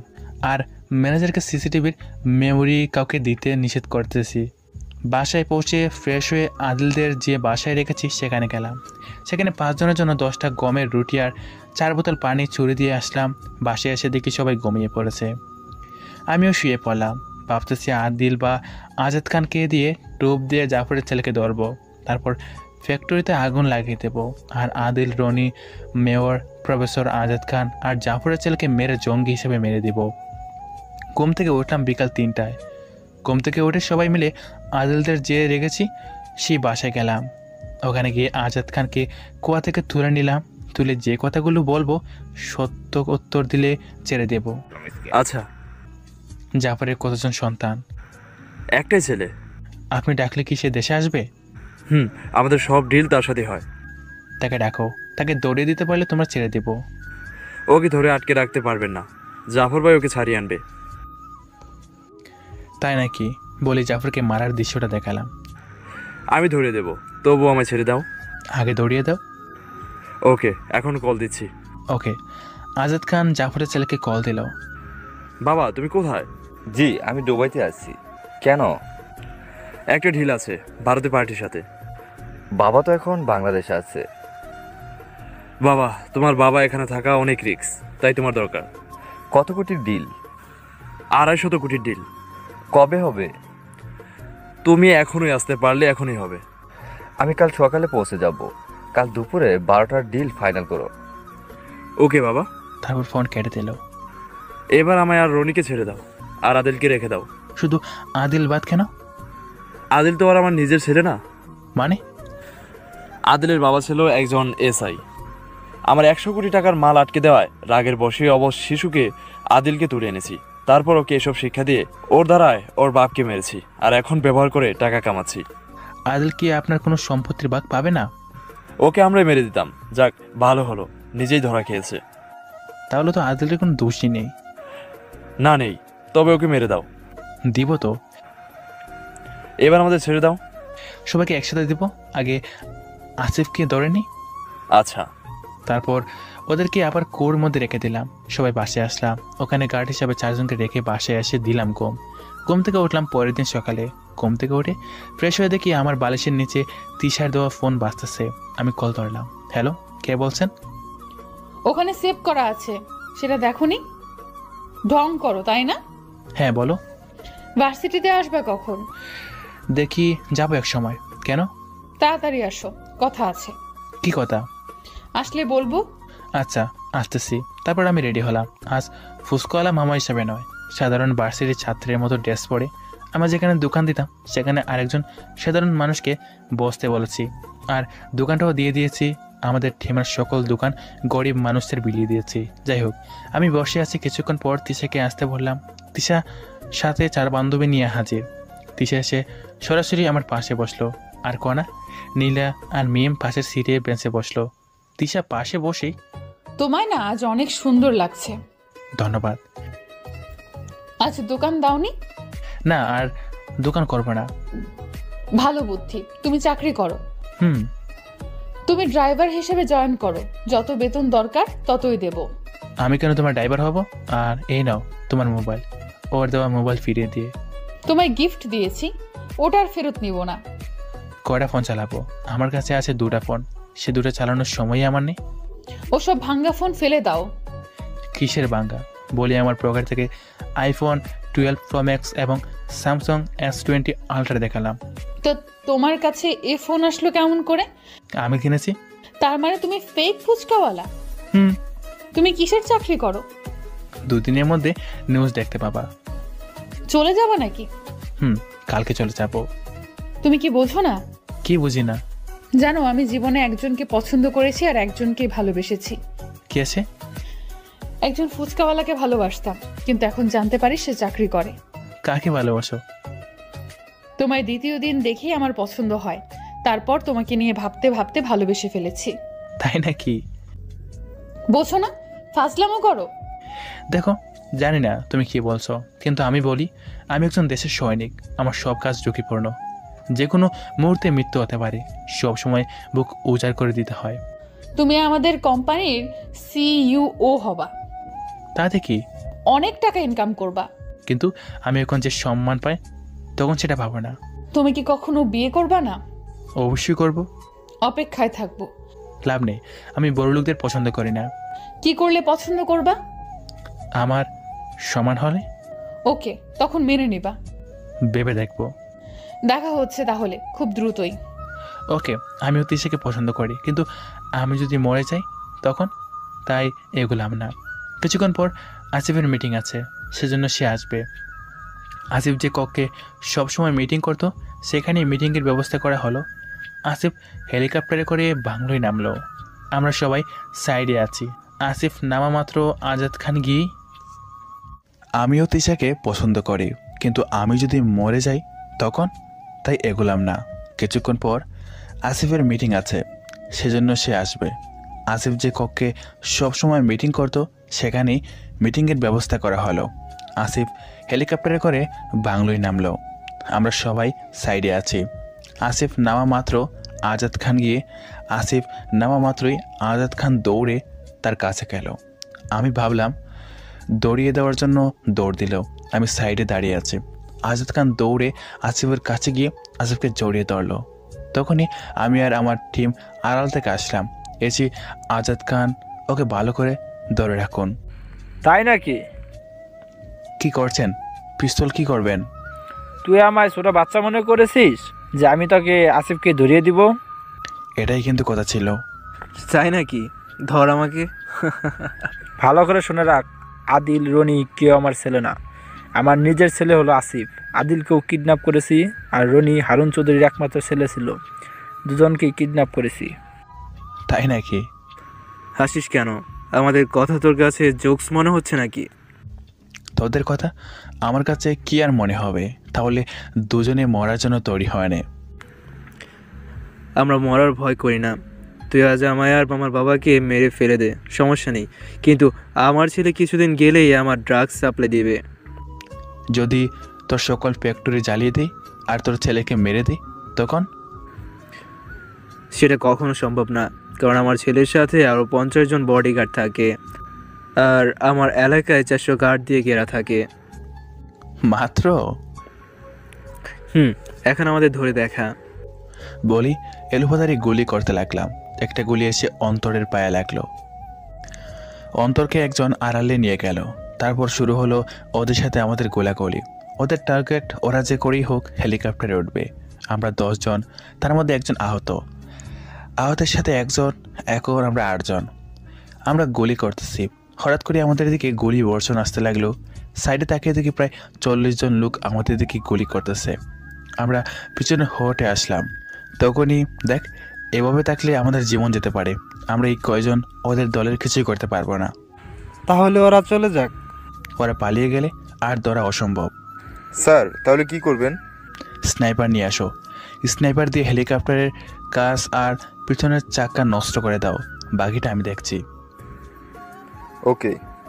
বলি সবাই পিছনের পাখায় গুলি করতে লাগলো, আর ফাহাদ, শাকিল কাছে গুলি করতে লাগলো, আর আমি সরাসরি রেবকে কল দিলাম। কল কেটে দিয়ে দেখি স্নাইপার দিয়ে ফারহাদ পাইলটের মাথা উড়িয়ে দিয়েছে, আর পালাতে পারবে না। আর রেব আসতেও প্রায় 10 মিনিট লাগবে। দেখতে দেখতে ওরা আমাদেরকে চারপাশ থেকে ঘিরে ফেললো।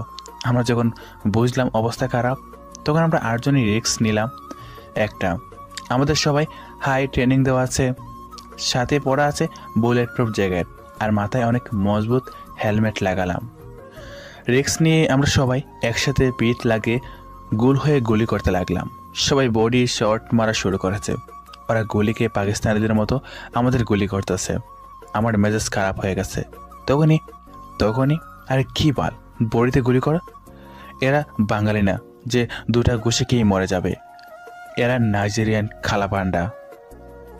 স্যার, কি করব? ট্রেনিং সবাইকে কেন দেওয়া হয়েছে? সবাই মাথায় মারো যাতে আর উঠতে না পারে। Okay sir. প্রায় 5 মিনিট সময় গেল। এই 5 মিনিটে আমরা প্রায় 20 জনকে শুয়ে দিয়েছি। আমাদের ভিতরে গুলি ঢুকতে পারেনি, কিন্তু হেলমেটের অনেক ক্ষত হয়ে তৈরি হয়েছে, আর আমরা বেশিক্ষণ থাকতে পারবো না। আমাদের বুলেট প্রায় শেষ। আর ওদিকে আজাদ খান আর আসিফ পালাচ্ছে গেট দিয়ে। তখনই বাংলা সিনেমার মতো শেষ সময়ে রেব আসলো 4টি হেলিকপ্টারে করে, আর গেটের সামনে কিছু এসে হাজির। রেব এ সময়ে না আসলে দৌড়তে পারতাম না। রেবের সদস্যরা চোখের ফলে কি সব বডিগার্ডের বুক ঝাঁচড়া করে দিল। দিবেই না কেন? আমাদের কাছে পিস্তল, আর রেবের সদস্যদের কাছে MP5 এবং MP16 মডেলের মেশিন গান। আমাদের পিস্তল দিয়ে মাথায় গুলি না করলে মরে না, কিন্তু র্যাবের রাইফেল দিয়ে 2টা গুলি করলে সেখানকার মাংসের কুশ পাওয়া যায় না। আর আমরা সাথে বাড়ি অস্ত্র আনিনি। আমরা ভাবতে পারিনি আজাদ খান এমন করবে। আমাদের আত্মরক্ষার জন্য যেসব পিস্তল দেওয়া হয়েছে সেসবই ব্যবহার করছি। যাই হোক, র্যাব পুরো জায়গা ঘিরে ফেলছে। আমরা গিয়ে অ্যারেস্ট করলাম আজাদ খান আর আসিফকে। আমাদের সদস্যরা আজাদ আর আসিফকে ধরে রাখলো, আর আমি সামনে, আমার পিছনে ফারহাদ আর শাকিল, 3 জনের র্যাবের ক্যাপ্টেনকে গিয়ে স্যালুট করলাম। স্যার, আমি সিআইডি এর গ্রুপ ক্যাপ্টেন। আমি র্যাবের ক্যাপ্টেন। আমি শুনেছি আপনারা মিশনে এসেছেন। হ্যাঁ স্যার, আমাদের গোপন মিশন ছিল। চলুন কফি খায় আর এই বিষয়ে কথা বলি। সরি স্যার, মনে কিছু নেবেন না, এটা আমাদের গোপন মিশন ছিল। আর আপনারা এখানে কেন এসেছেন সে কথা যেন মিডিয়া না জানে। কিন্তু কেন জানবে না? স্যার, যদি মিডিয়া জেনে যায় তাহলে পুরো দুনিয়া জেনে যাবে, তখন ইন্টারন্যাশনাল একটা চাপ সৃষ্টি হবে। আর ওরা ছাড়া পেলে ওদের ধরা সম্ভব না, ওদের সঠিক বিচার হবে না, ওদের মেরে ফেলবো। সকল প্রমাণ আছে আপনার কাছে? তাহলে একসাথে ব্রাশ ফায়ার করে মেরে ফেলি। খবরে আসবে র্যাব অ্যান্ড সিআইডি এর সাথে যৌথ অভিযানে কয়েকজন জঙ্গিকে মেরে ফেলা হয়েছে। তাহলে চলেন। মাঠে কুড়ি পোতা হলো, তারপর আসিফ আর আজাদ খানকে কুটির সাথে বাঁধা হলো। তারপর আমি একটা লাঠি নিয়ে মারতে লাগলাম। মারতে মারতে দুজনেরই পা ভেঙে দিয়েছি। তারপর ব্রাশ ফায়ার করে ওদেরকে মেরে ফেলা হলো। যাই হোক, মিডিয়া এসে হাজির। আমরা পেছন দিয়ে চলে আসলাম। ওখান থেকে সরাসরি আদিলদের কাছে গেলাম। আদিল আর রনিকে কুয়া থেকে তুলে আনলাম। আদিলই প্রথম আমায় দেখলো। দেখি, শালা তুই এখানে? তার মানে তুই ফুসকাওয়ালা না? না রে, আমি সিআইডি অফিসার। বাইরে গিয়েই তোকে মেরে ফেলবো। দেখ, আমি ইচ্ছে করলে তোকে মেরে ফেলতে পারি, কিন্তু তোকে একটা সত্য জানিয়ে মেরে ফেলবো। কি সেই সত্য ভাই? শুন তাহলে। বলি, আজাদ খানের কথাগুলো শোনালাম। ভাই, এটা এডিটিং নয় তো? তোমাদের দুজনকেই তোমাদের বাবা মায়ের সাথে দেখা করাবো, আর দুজনই ওখানে থাকবা। যদি কথা দাও তাহলে ছেড়ে দেবো। ভাই, আমাদের যা শিক্ষা দিয়েছে তাই করেছি আমরা। আর এসব জীবনেও করবো না ভাই। ঠিক আছে, তোমাদের দুজনের বাবাই শিল্পপতি, তোমরা রাজার মতো থাকতে পারবা। শুধু বাবা মা থাকলেই হবে, টাকা বেশি লাগবে না আমার। তাহলে তো ভালোই। তারপর আদিলকে ওর বাসায় নিয়ে সুন্দর করে পরিচয় করে দিলাম। আদিলের পরিবার তো বিশ্বাসই করে না। তখন আজাদ খানের রেকর্ডটা শোনালাম। রেকর্ড শোনার পর আদিলের পরিবার আদিলকে মেনে নিল। তারপর আমরা আবার রনিকে ওর বাসায় দিয়ে রাতে বাসায় গেলাম। অনেক ক্লান্ত ছিলাম, তাই ঘুমিয়ে পড়লাম। কাল আমাদের কাজ মেয়র আর প্রসেসরকে মেরে তারপর মিশন সাকসেস করে এখান থেকে চলে যাওয়া। আর একদিন চুপি চুপি মায়ানমারের বর্ডার ক্রস করে ওখানে গিয়ে আসিফের ফ্যাক্টরিতে আগুন লাগিয়ে দেওয়া। ঘুম থেকে উঠে মেয়রদের কাছে গেলাম। ওখানে গিয়ে ওদেরকে পেট ভরে খাওয়ালাম। ওই শালাদের বাঁচিয়ে রাখা যাবে না। এদের মারার জন্য বুলেট ব্যয় করলে বুলেটের ইজ্জত যাবে, তাই অন্য প্ল্যান করলাম। মেয়র আর প্রফেসরের হাত পাবেতে কুয়ায় ফেলে দিলাম। তারপর পেট্রোল দিয়ে দিলাম। পেট্রোল ঢেলে দেওয়া শেষে আগুন লাগিয়ে দিলাম। আর ওরা চিৎকার করতে লাগলো। 15 মিনিটের মধ্যে ওরা পুড়ে ছাই হয়ে গেল। ওখান থেকে সরাসরি রাজশাহী ভার্সিটি চলে গেলাম। ওখানে গিয়ে আদিলের বন্ধুকে খুঁজে বের করে সরাসরি গুলি করে দিলাম। পুরো ক্যাম্পাসের সামনে পাখির মতো দাফিয়ে মারা গেল শালায়। দেখি কেউ ভিডিও করতেছে, কেউ চুপ করে আছে। ওখানে দেখি কোনো আছে, সেও ভিডিও করতেছে। আমরা ওখান থেকে চলে আসলাম। আমাদের রাজশাহীর মিশন শেষ। কাল আমরা রাজশাহী ছেড়ে চলে যাব। যাই হোক, বিকালবেলা বাসায় আসলাম। বাসায় এসে প্ল্যান করলাম আজকে পিকনিক খাবো। প্ল্যান অনুযায়ী কাজ শুরু করে দিলাম। কাজ করতেছি পিকনিকের। তখনই খবরে দেখলাম আমি আদিলের বন্ধুকে মেরেছি। সেই ভিডিও দেখাচ্ছে, আরও কত প্রশ্ন করতেছে রিপোর্টাররা। যাই হোক, ওদিকে মন না দিয়ে কাজ করতে লাগলাম। রাত 2টার সময় খাওয়া শেষ হলো। খাওয়া শেষ করে ঘুমালাম। ঘুম থেকে উঠলাম চুল টানার জন্য। কে জানি চুল টানতেছে, মেজাজ তো খারাপ হয়ে গেল। চোখ খুলে যাকে দেখলাম তাকে দেখে আমি শকড হয়ে গেলাম। কেমন করে এটা সম্ভব? অনেক রাত পর্যন্ত আড্ডা দিয়েছি, তাই অসাধারণ একটা ঘুম দিলাম। কেউ ডিস্টার্ব না করলে কাল দুপুর 2টার আগে ঘুম ভাঙবে না। যাই হোক, হঠাৎ কেউ আমার চুল খুব জোরে টানতেছে। চুল টানার জন্য ঘুম ভেঙে গেল। বিরক্ত ভরা মুখ আর ঘুম ঘুম চোখে আবার পাশ ফিরে শুয়ে পড়লাম আর বললাম, কোন হালারে ডিস্টার্ব করে? আমার কিন্তু মেজাজ খারাপ হয়ে যাবে। তাই নাকি? দেখি তোমার মেজাজ খারাপ হলে কি করো? কে আপনি? বলো দেখি আমি কে। দূরে সরে যান, না হলে গুলি করব। সাথে সাথে বালিশের নিচে রাখা পিস্তল মেয়েটির থেকে ধরলাম। দাঁড়াও দাঁড়াও। উনা সরানো মাথায় দেখি এত তিশা। তিশা আমাদের ঠিকানা কোথায় পেল? বই পেয়ে গেলাম। তাহলে কি আমাদের ঠিকানা ফাঁস হয়ে গেল? এখন তো সাংবাদিক আসবে। এর ঝামেলা থেকে বাঁচলে হলে এখনই এখান থেকে রওনা দিতে হবে। তখনই, আচ্ছা আপনি আমাদের ঠিকানা কোথায় পেলেন? কতবার তুমি করে বলতে বলবো? আচ্ছা বলো শুনি, তুমি আমার ঠিকানা কোথায় পেয়েছো? তোমার পুরো ডিটেলস আমি জানি। ভালো বোন, এবার তুমি যাও তো এখান থেকে। কি? আমায় তুমি কি বললা? তোমায় আজ? তুমি আমার কাছ থেকে কি চাও সেটা বলো তো। তোমায় চাই, তোমার ভালোবাসা চাই। আরে আসতে বলো, এটা সম্ভব না। কি করলে সম্ভব হবে? তোমার বাবার সমস্ত সম্পত্তি আমার নামে দিতে হবে। জানি এটা কখনো রাজি হবে না। আমি রাজি, চলো এখনই তোমায় সব দিয়ে দেব। আরে লাগবে না, আমি তোমায় পরীক্ষা করলাম, ভাবলাম রাজি হবে না, কিন্তু এখানেও রাজি হয়ে গেল। কি করি? তাহলে ভালোবাসা দাও না, আমি না তোমার ভালোবাসার কাঙাল। ভালোবাসবো, তবে বিয়ের আগে আমার সাথে ট্যুরে যেতে হবে।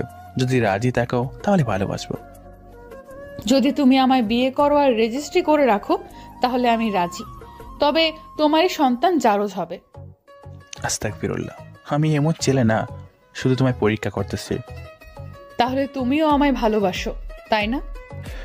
দেখো, তোমায় একটা কথা বলি, মন দিয়ে শুনবা। বলো শুনি। দেখো তিশা, সত্যি কথা বলতে তোমাকে আমারও ভালো লাগে, কিন্তু আমার হাত বাঁধা। আমি এখন ডিফেন্সের সৈনিক, সবসময় আমায় মিশনে যেতে হয়। সেদিন মিশনে আমাদের টিমের একজনের পায়ে গুলি লাগে। সেই গুলিটা যদি তার মাথায় লাগতো তাহলে সে শেষ। তেমনি যদি আমার হয় তখন তোমার কি হবে? তোমার চাকরি করা লাগবে না। তাহলে কি করব? আমাদের 2টা রেস্টুরেন্ট, একটা গার্মেন্টস কোম্পানি আর 4টা ফ্ল্যাট আছে, সেগুলো পরিচালনা করবা। তাহলে এখন যে মর্যাদা পাই তখন তো সেটা পাবো না। তখন তোমার পরিচয় হবে তুমি একজন শিল্পপতি। আমি যে গরিব পরিবারের ছেলে, তোমার বাবা মা মেনে নেবে কি? আমার আব্বুও ছিল মধ্যবিত্ত, নিজের পরিশ্রম দিয়ে এই পর্যায়ে আসছে। তোমার কথা তাদেরকে বলে দিয়েছি, তোমায় নিয়ে যেতে বলেছে, আর সমস্ত দায়িত্ব তোমায় দিতে বলেছে। আব্বুর বয়স হয়েছে তাই। দেখো, আমি ওসব কিছু করতে পারবো না। সবাই বলবে শ্বশুরে দিয়ে পোড়ানি। আমি চাকরি করতেছি, এটা দিয়ে আমার চলে যাবে। আমি ওসব দিয়ে নিতে পারবো না। তাহলে এগুলো চালাবে কে? আমি চালাবো নাকি? তুমি হবা পরিচালক, আর বাকিটা কর্মীরা দেখবে। ওকে, তাহলে বলো ভালোবাসি। বাসি। ভালো করে বলো। ভালোবাসি খুব। হয়েছে আবার? এখন এতেই হবে। ঘুমাবো। আচ্ছা ঘুমাও, তার আগে আমায় একটু সিএনজিতে তুলে দিয়ে আসো। চলো। উপর হয়ে শুয়েছিলাম, তারপর উঠে গেঞ্জি গায়ে দিয়ে ওর সাথে রওনা দিলাম রাস্তা পর্যন্ত। যেতে যেতেই তোমার বাসার ঠিকানা কিন্তু আমি এখনো জানি না। চিন্তা করো না, আমার বাসা গাজীপুর, তোমার অফিস থেকে অল্প দূরে। তাই নাকি? তুমি তো এই চাকরিই করবা, তাই না? অবশ্য কয়েকদিন পর আমার প্রমোশন হবে। তাহলে তোমার জন্য সারপ্রাইজ আছে। কি সেই সারপ্রাইজ? যখন দিব তখন বুঝবা। ওকে। তাহলে তোমার পরিবারের সাথে পরিচয় করাবা কবে? আমার বাসায় কেউ জানে না আমি চাকরি করি। ওরা জানে আমি চট্টগ্রাম ইউনিভার্সিটির 3য় বর্ষের ছাত্র, পড়ালেখাই করতেছি। তাই নাকি? তাহলে কেমনে পরিচয় করায় দিবা? পরে সেটা, এখন যাও তুমি। তাহলে টিসির জন্য আবেদন করি। টিসি দিয়ে কি করবা? ভালোবাসার মানুষকে পেয়েছি, আর পড়ালেখা করে কি করব? টিসি নিয়ে গাজীপুর সরকারি কলেজ থেকে অনার্স মাস্টার্স শেষ করব। তোমার ইচ্ছা? সাবধানে যাবা, পৌঁছে কল দিবা। কি হলো এটা? মিথ্যার আকার অভিনয় করে আর কেউ আমায় প্রথম কিস করলো। আমি তো অনেক খুশি, কিন্তু বুঝতে দিলাম না। কিছু না। তারপর দিশে চলে গেল। আমি আবার বাসায় চলে আসলাম। তখন বাজে দুপুর 11টা। বাসায় যাওয়া মাত্র সবাই ট্রোল করা শুরু করলো, কারণ আমরা যখন বাসায় থাকি তখন সবাই বন্ধুদের মতো ফ্রি। আমিও মজা নিতে থাকলাম ওদের কথায়। কিছুক্ষণ পর তিসে কল দিয়ে হোস্টেলে পৌঁছার কথা জানিয়ে দিল। তখন আবার ট্রোল করা শুরু হলো। তারপর দুপুরের পাক সবাই মিলে করতে লাগলাম। দুপুর 2টায় রান্না শেষ করে গোসল করলাম, তারপর খাওয়া সেরে নিলাম। আজ সন্ধ্যায় এখান থেকে ঢাকার উদ্দেশ্যে রওনা দেব। আসরের পর এখান থেকে বের হব, মাগরিবের সময় গাড়ি ছেড়ে দেবে। 4টার বাসে যাব আমরা। আমি 3টার দিকে তিশার কাছে কল দিলাম। কি করো? কিছু না, ভাবতেছি। কি ভাবো? কিছু না। এখনই দেখা করতে পারবা? কিন্তু কেন? আজ সন্ধ্যা চলে যাব তো ঢাকায়। ঢাকা গিয়ে মায়ানমারে একটু কাজে যাব, তারপর ছুটি পাবো, তখন বাসায় যাব। আমিও যাব ঢাকায় তোমার সাথে। আচ্ছা, তাহলে তৈরি হয় নাও। আচ্ছা, আমি তৈরি হচ্ছি, এখন রাখি। ওকে, ফোন কেটে দিলাম। কিছুক্ষণ পর আব্বু কল দিল, তাদের সাথে কথা বললাম। আম্মু জানিয়ে দিল বড় ভাইয়ের জন্য মেয়ে দেখা হচ্ছে, মেয়ে পছন্দ, যে কোনো মুহূর্তে বিয়ে হয়ে যাবে। বাসায় ডাকলো 5 দিনের মধ্যে। এখন কী যে করি। আসরের পর আমরা সবাই রেডি হয়ে আমাদের সব মালামাল গাড়িতে তুললাম। সবাই আমার জন্য গাড়িতে বসে আছে, আর আমি দাঁড়িয়ে আছি তিশার জন্য। মহারানী আসলো মাগরিবের আগে আগে। আমি তো প্রথমে চিনতে পারিনি, কারণ তিশা বোরকা পরে শুধু চোখ দেখা যায়।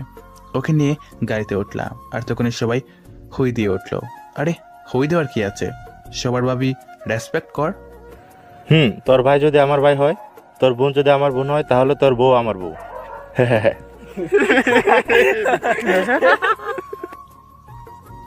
শালা মেয়ে মানুষ লজ্জা পাবে।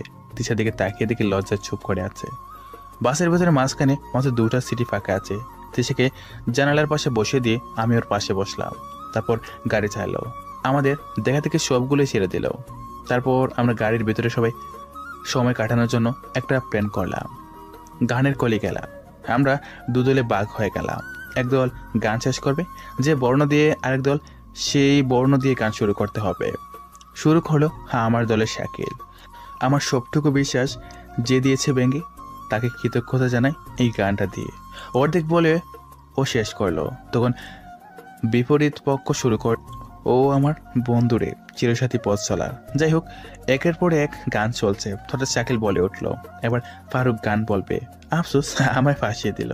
তিশার দিকে তাকিয়ে দেখি তিশা আমার গান শোনার জন্য বসে আছে। তারপর আমি একটা গান বললাম। আমি প্রেমিক, আমি কবি, তুমি সিরিয়াস ভাবে দেখো সবই। আমি গেম খেলে সারা রাত জাগি, তুমি পড়ুয়া মেয়ে ভাজায় রাগি। আমি গাজাকুর, আমি আড্রাবাজ, পড়াশোনা শুধু তোমার কাজ। গানটি শেষ করলাম, আর সবাই হাত তালে দিয়ে অভ্যর্থনা জানালো। তিশাও আমার গানের অনেক প্রশংসা করলো। তখন রাত বাজে 1টা। সবাই ঘুমিয়ে গেল। পুরো বাস নিশ্চুপ হয়ে গেছে। তিশাও ঘুমিয়ে গেছে। তিশা আমার কাঁধে মাথা রেখে নিশ্চিন্তে ঘুমাচ্ছে। জানালা খোলা থাকায় বাতাসের কারণে চুল উড়ে উড়ে মুখে পড়তেছে, আর রাস্তায় আবছা আলোয় তিশাকে দেখতে একদম মায়া পড়ি মনে হচ্ছে। আমি তিশার দিকে এক মনে তাকিয়ে আছি। কেন জানি তিশার মায়ে পড়ে যাচ্ছি। কেন জানি মনে হচ্ছে ওকে ছাড়া আমি অচল। খুব ভালোবেসে ফেলেছি তিশাকে। তিশার দিকে এক নজরে তাকিয়ে আছি। তখনই আবার চলে এসে মুখে পড়লো। আমি তখন ওর মুখ থেকে চুলগুলো ভালো করে দৌড়ে বেঁধে দিলাম। তিশার চুল অনেক লম্বা। চুল বেঁধে দেওয়া মাত্র তিশার ঘুম ভেঙে গেল। ঘুম ভেঙে ওর চুল হাত থেকে বলল, আমার চুল তোমার পছন্দ হয়েছে কি? কেন নয়, তোমার চুল অনেক সুন্দর, একদম আমার মনের মতো। আচ্ছা, একটু ঠান্ডা লাগছে, জানলা বন্ধ করে দেই? আরে না, বন্ধ করার দরকার নেই। ঠান্ডা লাগছে তো। আমার ব্যাগে চাদর আছে বলি ব্যাগ নামিয়ে ব্যাগ থেকে চাদর বের করে হাতে দিলাম। জানালাও বন্ধ করি? আরে থাক, জানালার আলোয় তোমায় আরো সুন্দর লাগে, তাই আর কি। হোক। বলি তিশা আমার আর ওর শরীর চাদর জড়িয়ে দিল। তারপর আমাকে জড়িয়ে ধরে আবার ঘুমিয়ে পড়লো। আমারও তো ঘুম ধরে না। জীবনে কোনো মেয়ে পাত্তা দিল না, আর আজ প্রথম কোনো মেয়ের সাথে বসে আছি, তাও আমার জড়িয়ে ধরেছে। কি করব, মাথা পুরো হ্যাং হয়েছে। যাই হোক, লিজেন্ড ভাইয়েরা অন্য কিছু ভাববেন না। যখন দেখলাম ঘুম ধরে না, তখন চাদর সরিয়ে ফ্রি ফায়ার খেলতে লাগলাম। দেখতে দেখতে সময় চলে গেছে। আমরা আমাদের অফিসে এসে গেছি, বুঝতে পারিনি। ফোনের চার্জ শেষ। তখন আশেপাশে তাকিয়ে থেকে পাশে কেউ নেই, আর তিশা আমার দিকে রাগি চোখে তাকিয়ে আছে। কি হয়েছে, এভাবে তাকিয়ে আছে কেন? তাকিয়ে থাকবো নাকি কি করব? না, বলছি বাসের সবাই কোথায় গেল? আমরা পৌঁছে গেছি, 40 মিনিট হলো। আমার ডাক দিতা? না, তোমায় আমি ডাকিনি। তুমি কানে হেডফোন দিয়েছো, আর বাইরে কি হয়েছে সেদিকে তোমার খেয়াল আছে নাকি? আর তোমায় কত গুতা দিয়েছি পিন দিয়ে, তবুও তুমি খেলতেছো, তাই আর না ডেকে বসে আছি। মানে আমি মনে করছি বারমুডা ম্যাপে এনিমি আমার গুতাইতেছে। বলি বাস থেকে আমার ব্যাগ নিয়ে দিলাম দৌড়ে আমার রুমে চলে গেলাম। কিছুক্ষণ পর তিশাও আমার রুমে ঢুকে পড়লো। তিশা রুমে ঢুকে দরজা বন্ধ করে দিল, আর আমি ওকে দেখে কাপড় নিয়ে বাথরুমে ঢুকে গেলাম। তিশা দরজা দেখাচ্ছে আর আমি গোসল করতে লাগলাম। গোসল করা শেষে গা মুছে শার্ট গায়ে দিলাম। প্যান্ট পরতে গিয়ে দেখি সর্বনাশ, আমি ভুলে প্যান্ট মনে করে দুটো শার্ট নিয়ে ঢুকে পড়েছি। আমি তোয়ালে ভিজিয়ে গেছে, এখন কি করি? তখন তিশাকে ডাক দিয়ে বললাম, তিশা আমার প্যান্টটা দাও তো প্লিজ। আচ্ছা। তারপর আমি তোয়ালে জড়ালাম আর তিশা প্যান্ট নিয়ে এসে দরজায় টোকা দিল। আমি বাথরুমের দরজা খুলে মাথা বের করে হাত বাড়ালাম প্যান্ট নেওয়ার জন্য। তখন তিশা আমার হাত ধরে দিল টান, আর আমি হেলে তাকায় টাল সামলাতে না পেরে তিশার উপরে পড়ে গেলাম। তিশা আমার নিচে আর আমি ওর উপরে। আমরা একজন আরেকজনের এত কাছাকাছি এসেছি যে কোনো মুহূর্তে অনেক কিছু হতে পারে। আমি নিজেকে চেক দিয়ে উঠে তিশার হাত থেকে প্যান্টটা নিয়ে বাথরুমে গেলাম। বাথরুম থেকে প্যান্ট পরে বের হয়ে এসে দেখি তিশা মেঝেতে বসে আছে। আমাকে দেখে উঠে গিয়ে বিছানায় বসলো। তখন দেখো এগুলো ঠিক না। আসলে আমি ফাজলামো করতে গিয়ে এসব হয়েছে, সরি। ঠিক আছে, আর এমন করবে না। আসলে আমি তোমায় পরীক্ষা করলাম। ঠিক আছে স্যার, আমার 10টার সময় ডাকছে, স্যারের কাছে যাওয়া লাগবে। ঠিক আছে, আমিও যাব আর তোমায় সারপ্রাইজ দিব। সময় নেই। তারপর আমি আর তিশা বাইরে গেলাম। তখন অনুমানিক 8:30 বাজে। একটা রেস্টুরেন্টে গিয়ে খাওয়া দাওয়া করলাম। বিলটা তিশাকে দিয়ে দেওয়াইছি। আসলে আমি কখনো মেয়েদেরকে ইচ্ছে করে খাওয়াই না, আর তিশাকে যখন বিয়ে করব তখন খাওয়াবো। এখন ওর খাবো, মানে ওর টাকারই আর কি, অন্য কিছু পাইবেন না। রেস্টুরেন্ট থেকে বের হয়ে 10টার সময় সিআইডি অফিসে আসলাম। স্যারের অফিসে গেলাম। তিশাকে বাইরে রেখে ভিতরে ঢুকে স্যারের অনুমতি নিয়ে সামনের চেয়ারে বসলাম। তখন আসতে কোনো সমস্যা হয়নি তো? না স্যার। মিশন কমপ্লিট, তাই না? হ্যাঁ স্যার, তবে ছোট্ট একটা কাজ আছে। কি কাজ? মায়ানমারের ফোর্স পাঠিয়ে এইটা পুড়িয়ে দিতে হবে। সেটা সেনাবাহিনী করবে। আমি কথা বলছি সেনা প্রধান স্যারের সাথে। আচ্ছা স্যার। স্যার আমার ছুটি লাগতো। কবে লাগবে? জানি না স্যার, যখন বাসা থেকে ডাকবে তখনই ছুটি লাগবে। বাইরের জন্য মেয়ে দেখা হচ্ছে তো। ঠিক আছে। আর বাইরের মেয়েটা কে? স্যার আমার যে গার্লফ্রেন্ড থাকবে, এটা স্বাভাবিক। আর আমার ভাগ্নি আসছে, তোমার সাথে পরিচয় করাই দিই। Okay sir. তারপর স্যারের ব্যাগ নিয়ে স্যারের কেবিনে আসলো। তারপর তাকে দেখে আমি অবাক হয়ে গেলাম। এটা কেমন করে সম্ভব? তাহলে এটাই স্যারের বাগিনী কেবিনে ঢুকলো। আমি নিচের দিকে তাকিয়ে আছি। তখনই এ হলো আমার ভাগ্নি। হ্যালো। আমি ও মুখের দিকে তাকিয়ে, আরে তুমি? বললাম না সারপ্রাইজ দিব। এই হলো আমার সারপ্রাইজ।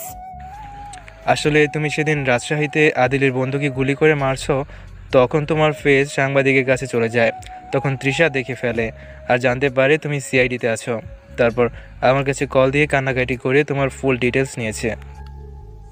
স্যার এটা কোনো কথা?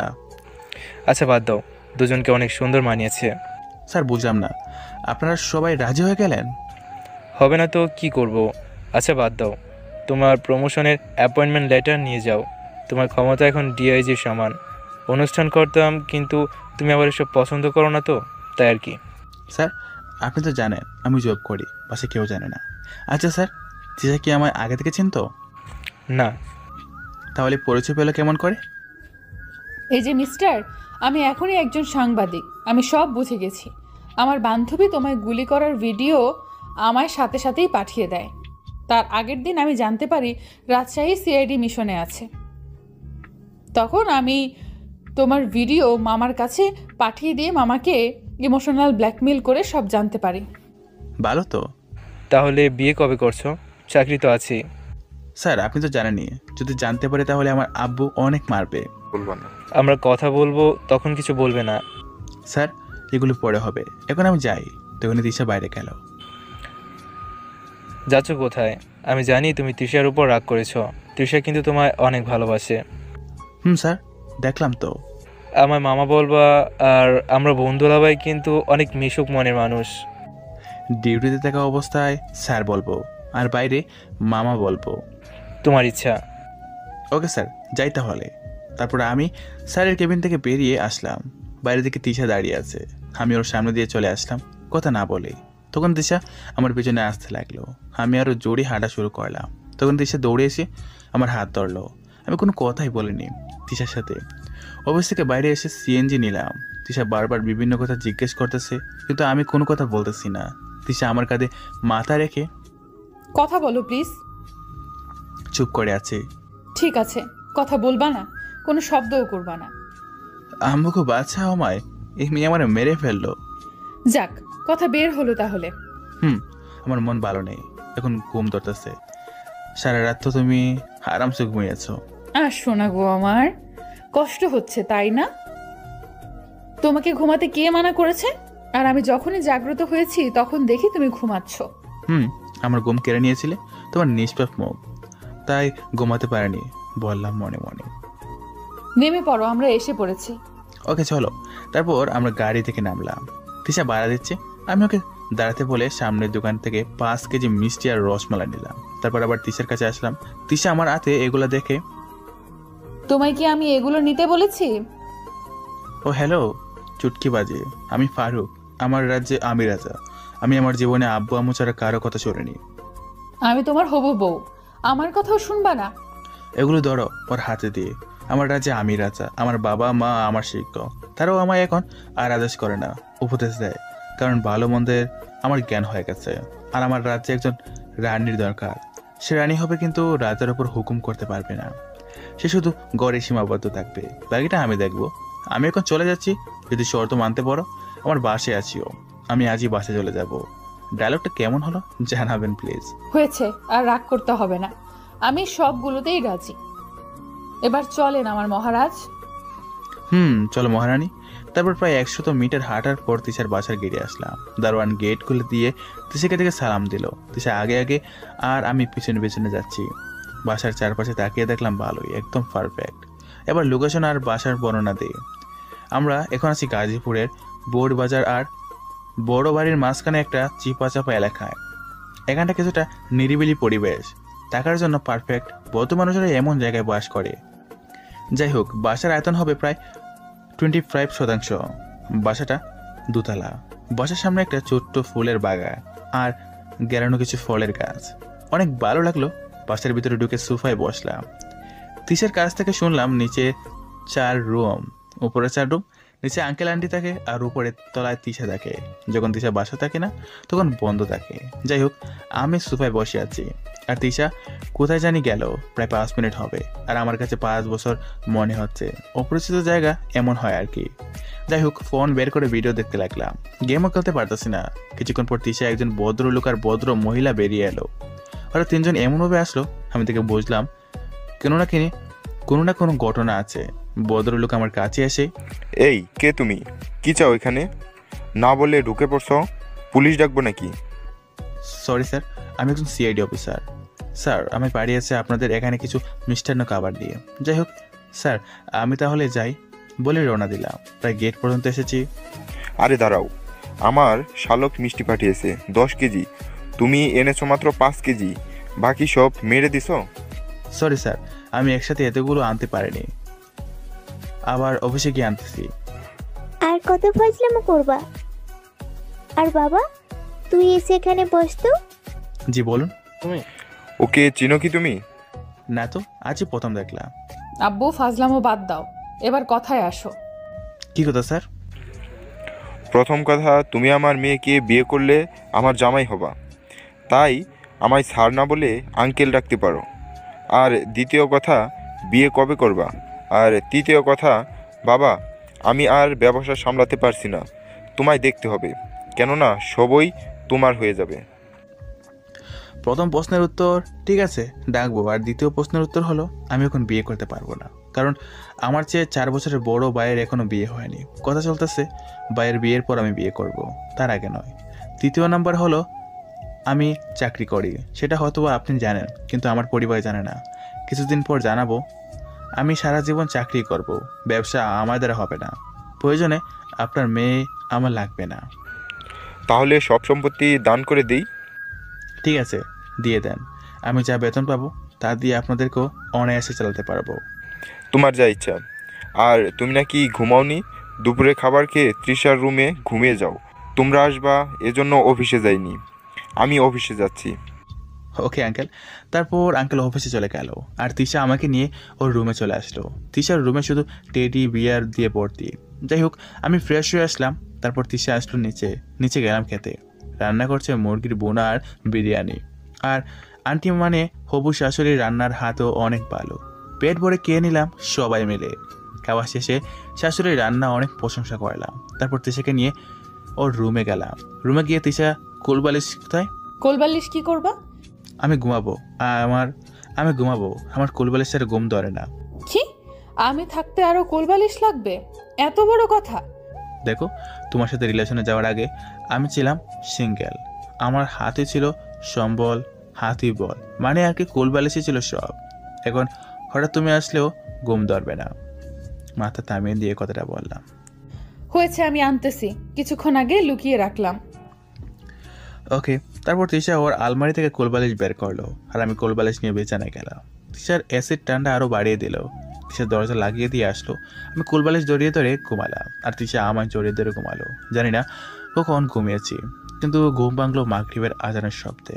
বুকে বাড়ি কিছু অনুভব করলাম। তাকে দেখে তিশার নিশ্চিন্তে আমার বুকে মাথা রেখে ঘুমাচ্ছে।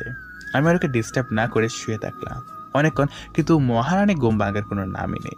তখন ডাকলাম, এই তিশা উঠো, উঠে পড়ো, অনেক সময় পেরিয়ে গেল যে। চুপ করে শুয়ে থাকো তো, শান্তিতে একটু ঘুমাচ্ছি আর তুমি ডিস্টার্ব করো, তাই না? বেশি কথা বললে মামলা দিব তোমার নামে। কোন অফিসারের কাছে মামলা দেবা? চুপ করবা নাকি অন্য কিছু করব? কি করবা? করো দেখি। করব, কিন্তু সত্যি সত্যি। করো। দাঁড়াও বলি। তিশা ওর আর আমার ট্যুর জোরে একসাথে করে দিল। আর আমি সিঙ্গেল মানুষটা ডাবল একটু স্বাদ পেয়ে গেলাম। কি ফিলিংস মনে হচ্ছে, কেন আগে প্রেমটা করলাম না? সিঙ্গেল মানুষ চান্স পেলে যা করে, আমি সুযোগ পেয়ে করতে লাগলাম। প্রায় ক্লাইম্যাক্স পর্যন্ত গিয়েছি, তখনই মনে হলো আস্তাগফিরুল্লাহ, আস্তাগফিরুল্লাহ, আস্তাগফিরুল্লাহ। এই আমি কি করতেছি? এখন কিছু করলে সন্তান হলে সেটা হবে জারজ, ছেলে হলে হবে পরিবারের মতো, পর ছেলে হলে টাকলা মোড়াদের মতো। আমি চাই না এমন সন্তান। আমি তিশাকে ধাক্কা দিয়ে সরিয়ে দিয়ে দৌড়ে ওয়াশরুমে গেলাম।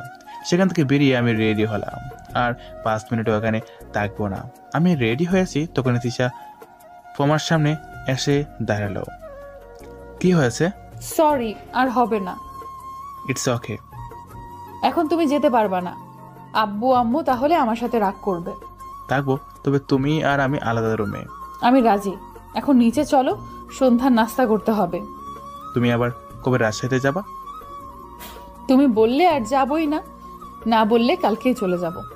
আচ্ছা, তুমি পরশুদিন গিয়ে আবেদন করো, টিসি নিয়ে একেবারে চলে আসবা।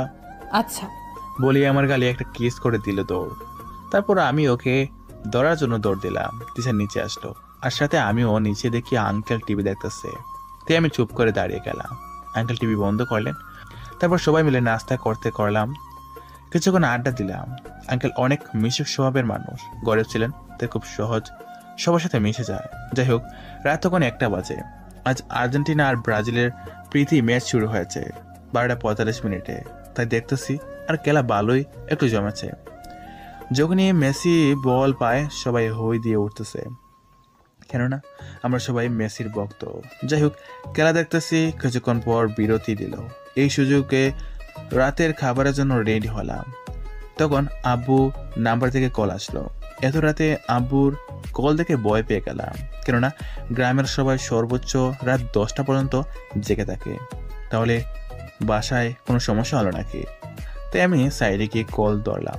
হ্যালো আব্বু, কেমন আছো? বাবা কোথায় তুই? বাসায়। কেন? আম্মু আর কথা বলতে পারেনি, তাই আব্বু ফোন নিয়ে গম্ভীর কণ্ঠে, বাবা জানি না তুই কোথায় আছিস, কিন্তু তুই এই মুহূর্তে গাড়িতে উঠে পড়। কি হয়েছে? পরে শুনিস। এখন তুই যে করে হোক ঢাকায় আয়। কি হয়েছে সেটা তো বলো, না বলে কেমনে কি করবো? প্রচন্ড রেগে চিল্লিয়ে কথাটা বললাম। তোর আরিফ বড় ভাইকে গাইবান্ধার শীর্ষ সন্ত্রাসী মাসুদ রানা গুলি করেছে। কেন? মাসুদ রানা একটা পরিবারকে জনসম্মুখে গুলি করে মেরেছে। সব সাক্ষ্য প্রমাণও আছে। পরিবারের একজন সদস্য জিডি করে, সেই অনুযায়ী ওয়ারেন্ট হয়। আরিফের উপর অ্যারেস্টের দায়িত্ব পড়ে। আরিফ একটা টিম নিয়ে মাসুদের বাসায় যায়। ওখান থেকে ওকে অ্যারেস্ট করতে গেলে আকস্মিক গোলাগুলি হয়। গোলাগুলির এক পর্যায়ে ওর সাথেকার একজন পুলিশ মারা যায়। আর বাকিগুলো পালিয়ে যায়, তখন আরিফকে গুলি করে। ওর পেটে লাগছে 3টা গুলি। আরিফকে সেনাবাহিনীরা উদ্ধার করে, তারপর সেনাবাহিনী ক্যাম্পে ইমার্জেন্সি চিকিৎসা দিয়ে ওরা হেলিকপ্টারে করে কোথাও যেন পাঠিয়েছে। এখন ওরা বলছে তোর ভাই মারা গেছে, কিন্তু ওর লাশ দেখাচ্ছে না। হোয়াট? আমি আসতেছি বলে ফোন কেটে দিয়ে কান্না করতে লাগলাম। এটা কি করে হতে পারে? না, বাইরের কিছু হতে পারে না। তখন সবাই আমার কাছে এসে জানতে চাইলো, আর আমি সবাইকে সম্পর্কে বুঝিয়ে দিলাম। আমি সিআইডি অফিসকে কল দিয়ে সব জানালাম। স্যার বলল, এগুলো সেনাবাহিনী প্রকাশ করতেছে না, এখানে কোনো না কোনো ঝামেলা আছে। তোমার একটা নাম্বারের লিস্ট দিচ্ছি হোয়াটসঅ্যাপে, তুমি তাদের কল দাও। তারপর স্যারের ফোনটা কেটে দিয়ে আমি সেনাপ্রধানের পার্সোনাল নাম্বারে কল দিলাম। 2বার কেটে গিয়ে 3য়বার কল ধরলো। হ্যালো স্যার, আমি সিআইডি সিনিয়র অফিসার বলছি। বলো। স্যার, রংপুরে যে এসআইকে গুলি করা হয়েছে, সেই এসআইকে সেনাবাহিনী উদ্ধার করে, এখন তার খোঁজ পাওয়া যাচ্ছে না। কি জানি বাবা, বলতে পারবো না। প্লিজ স্যার বলেন। দেখো বাবা, এটা তোমায় বলা যাবে না, এখানে অনেক বড় ঘাপলা আছে। স্যার, আমি অফিসারের ভাই, বাইরের কিছু হলে পাশে অনেক বড় সমস্যা হবে। তুমি এখন আমার বাসায় আসতে পারবা? অবশ্যই স্যার, আমি আসতেছি। Okay sir. ফোন কেটে দিলাম। সবাই কথাগুলো শুনছে, তাই এত রাতে আমায় কেউ একা ছাড়তে চাচ্ছে না। সবাই আমার সাথে যেতে চাইলো, কিন্তু শ্বশুরমশাই সবাইকে থাকতে বলে আমার আগে উনি গাড়ি বের করে আমার ডেকে নিয়ে গেলেন। আমার শ্বশুর গাড়ি চালাতে দক্ষ, প্রায় 90 কিলোমিটার ঘন্টায় গাড়ি চালাতে। রাস্তা ফাঁকা থাকায় সুবিধাটা আরও ভালো হয়েছে। যাই হোক,